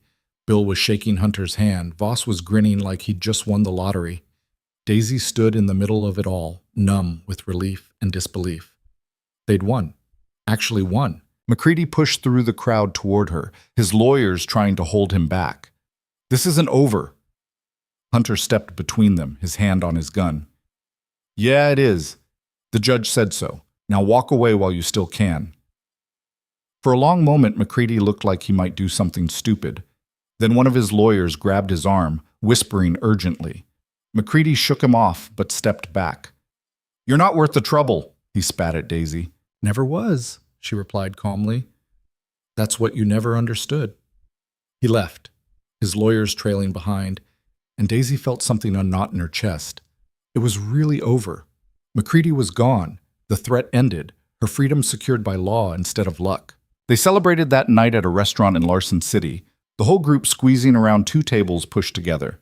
The Valley families toasted their victory, Bill made a speech about standing together, and Mary cried happy tears into her napkin. Tommy sat at the edge of the group, not quite part of it, but not excluded either. Daisy caught his eye at one point and raised her glass slightly. He returned the gesture, a small acknowledgement that maybe, someday, they might find their way back to being family. Not today, not tomorrow, but someday. After dinner, as the group was breaking up, Tommy approached Daisy. I'm heading back to California tomorrow, he said. Back to the farm. Good. That's good. Daisy meant it. Stay sober, Tommy. Build something. I'm trying. He hesitated. Can I write you? Let you know how I'm doing. Yeah, you can write. She wouldn't promise to write back. He hadn't earned that yet. But she could receive his letters, bear witness to his attempts at redemption. That seemed fair. He nodded and left, and Daisy watched him go with complicated feelings she didn't try to untangle. Voss approached with the final paperwork. Sign here and here. This makes the judgment official. Daisy signed, her hand steady now. Thank you. For everything. You did the hard part. I just argued the law. Voss smiled. Good luck with the ranch.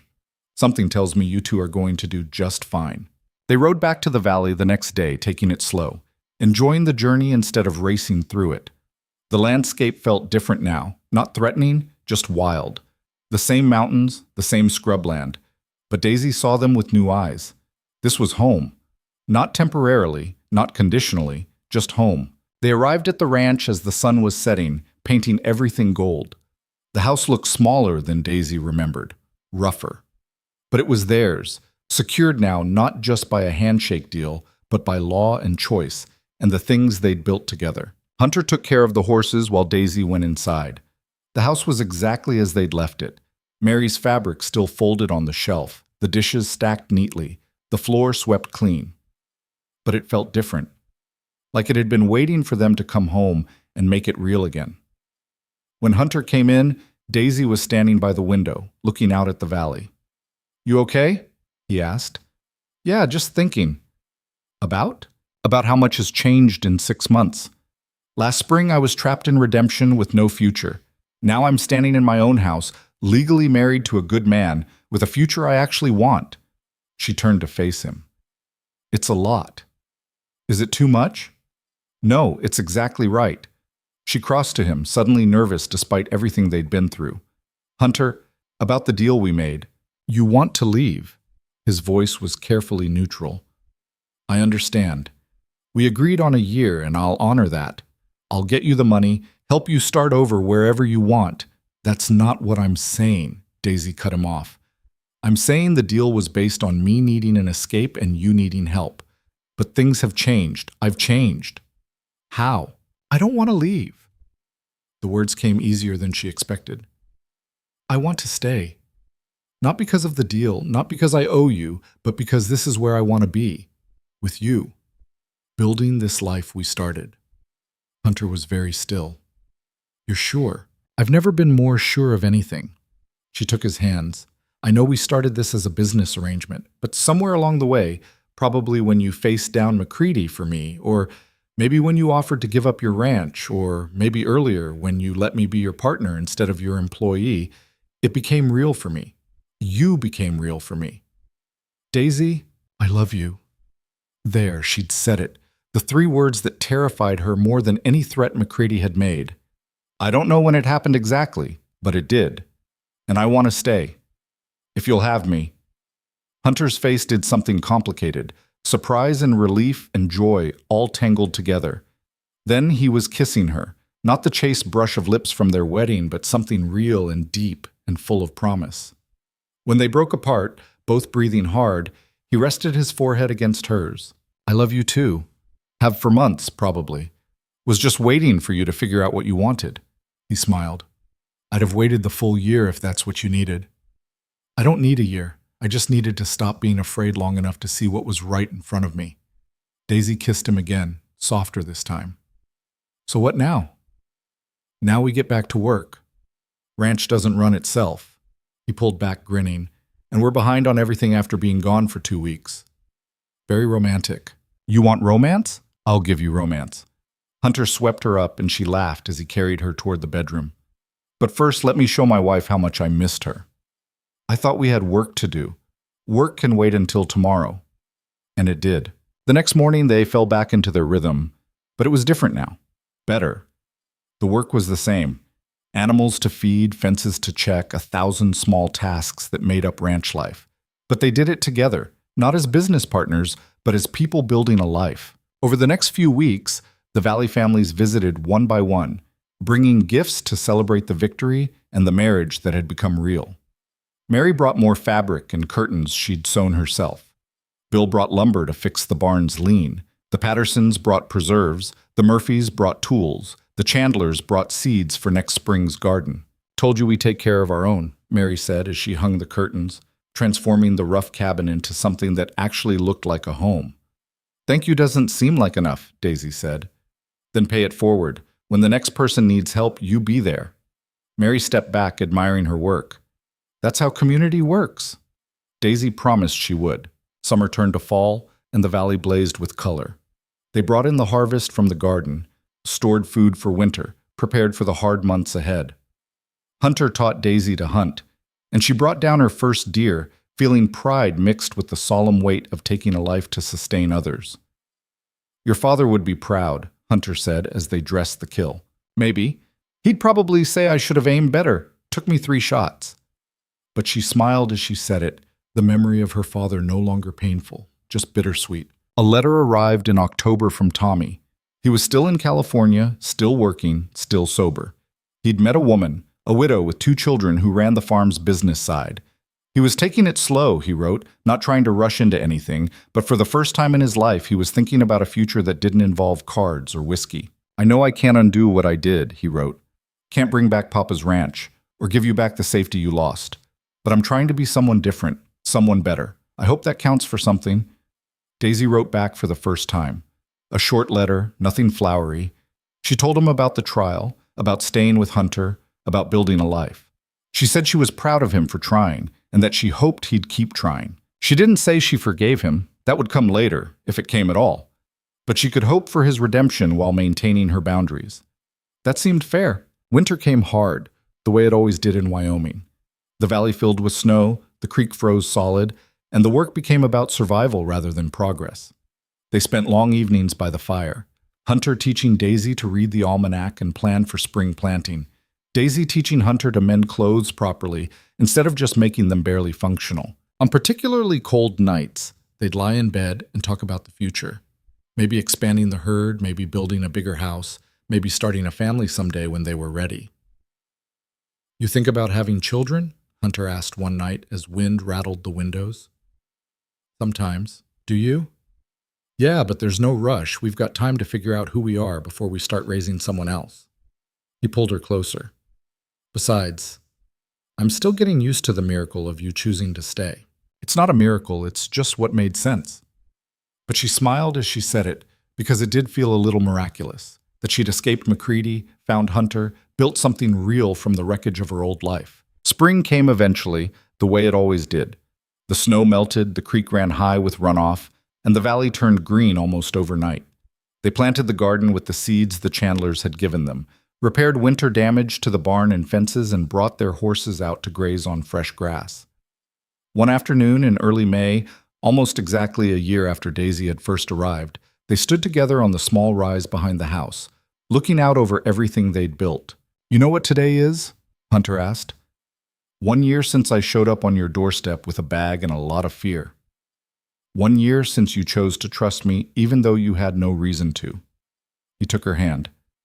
"Best decision I ever made, offering you that deal. Best decision I ever made, accepting it." Daisy leaned against him. "You know what's funny? I thought I was choosing the lesser of two evils, McCready or a stranger who might be lying. Turned out I was choosing my future. I just didn't know it yet. Life's like that sometimes. You make choices based on what you know, and then you live with them until they become something else entirely." Hunter was quiet for a moment. "I've been thinking." "About? About how we started this as a business deal, but it became something real. And how the paperwork still says it's temporary. 1 year and you get money to leave." He turned to face her. "I want to change that. Make it permanent, not because of the original deal, but because this is what we both want." "Are you proposing to me?" "Because we're already married." "I'm proposing we renew our vows, do it right this time, not because we're running from something, but because we're running toward something." He pulled a small box from his pocket. Inside was a ring, better than the simple gold band he'd bought from a peddler, with a small stone that caught the sunlight. "Hunter, marry me again, Daisy, for real this time. For love, not survival. For a future, not an escape." She took the ring, feeling its weight, its promise. It was beautiful in a simple way, unpretentious but real. "Yes, always yes." She let him slide it onto her finger next to the original band. 2 rings for 2 marriages, the one we needed and the one we choose. He kissed her there on the rise with the valley spread below them, and Daisy thought about how far she'd come. From a woman being traded like currency to a woman who owned herself, her choices, her future. From someone who'd lost everything to someone who'd built something worth keeping. The journey hadn't been easy. She'd faced down threats and trials, betrayal and fear. She'd learned that survival sometimes meant accepting help, that strength came in different forms, and that choosing to trust someone despite every reason not to was its own kind of courage. She'd learned that redemption was possible, for Tommy trying to rebuild himself in California, for her own broken family, even for a desperate bargain that had transformed into love. Most importantly, she had learned that freedom wasn't just about escaping what held you back. It was about choosing what you wanted to move toward. And she'd chosen this: the ranch, the valley, the man standing beside her, the life they were building together, one fence post and planted seed at a time. "What are you thinking about?" Hunter asked. "About how McCready thought he could own me, how Tommy thought he could trade me, how everyone in Redemption thought I'd either submit or run." Daisy looked out at the valley, at the home they'd made. "They were all wrong. I didn't submit and I didn't run. I fought. And I won. We won. Yeah, we did." She squeezed his hand. "Come on. We've got work to do before dinner, and I promised Mary I'd bring her some of those preserves we made." They walked back down the rise together. 2 people who'd started as strangers bound by necessity and became partners bound by choice. The ranch spread before them, imperfect, rough, constantly demanding work and attention. But it was theirs, built through hardship and defended through courage. That evening, as the sun set over the valley, Daisy stood in the doorway, watching Hunter finish the evening chores. He moved with the easy confidence of someone who knew his place in the world. And she realized she knew hers too now. Not defined by men who tried to claim her, or family who failed her, but by her own choices and the life she'd built with her own hands. The frontier was still harsh, still unforgiving to those who couldn't adapt. But Daisy had learned to more than survive. She'd learned to thrive. And in a place where only the strong endured, she'd found something rare and precious. Not just survival, but a life worth surviving for. Hunter came in as darkness fell, and they sat together at the table eating a simple dinner, talking about plans for tomorrow and the day after and all the days stretching ahead. No longer counting down to an ending, but building toward a future. Outside, the wind picked up, but inside they were warm. The fire crackled, the curtains Mary had made fluttered gently, and the house felt less like shelter and more like home. Daisy looked at the 2 rings on her finger, one bought in desperation, one given in love, and understood that sometimes the worst moments led to the best outcomes. That the things you thought would destroy you could instead teach you how strong you really were. She'd been sold for a debt she didn't owe, threatened by a man who thought power gave him rights, and abandoned by the brother who should have protected her.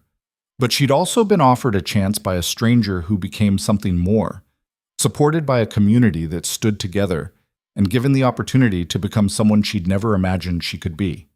Not a victim, not property, not even just a survivor, but a woman who turned a desperate bargain into a lasting legacy, who transformed hardship into strength, and who'd learned that the truest freedom came not from running away from what scared you, but from standing your ground and building something worth fighting for. And that was enough. More than enough. It was everything.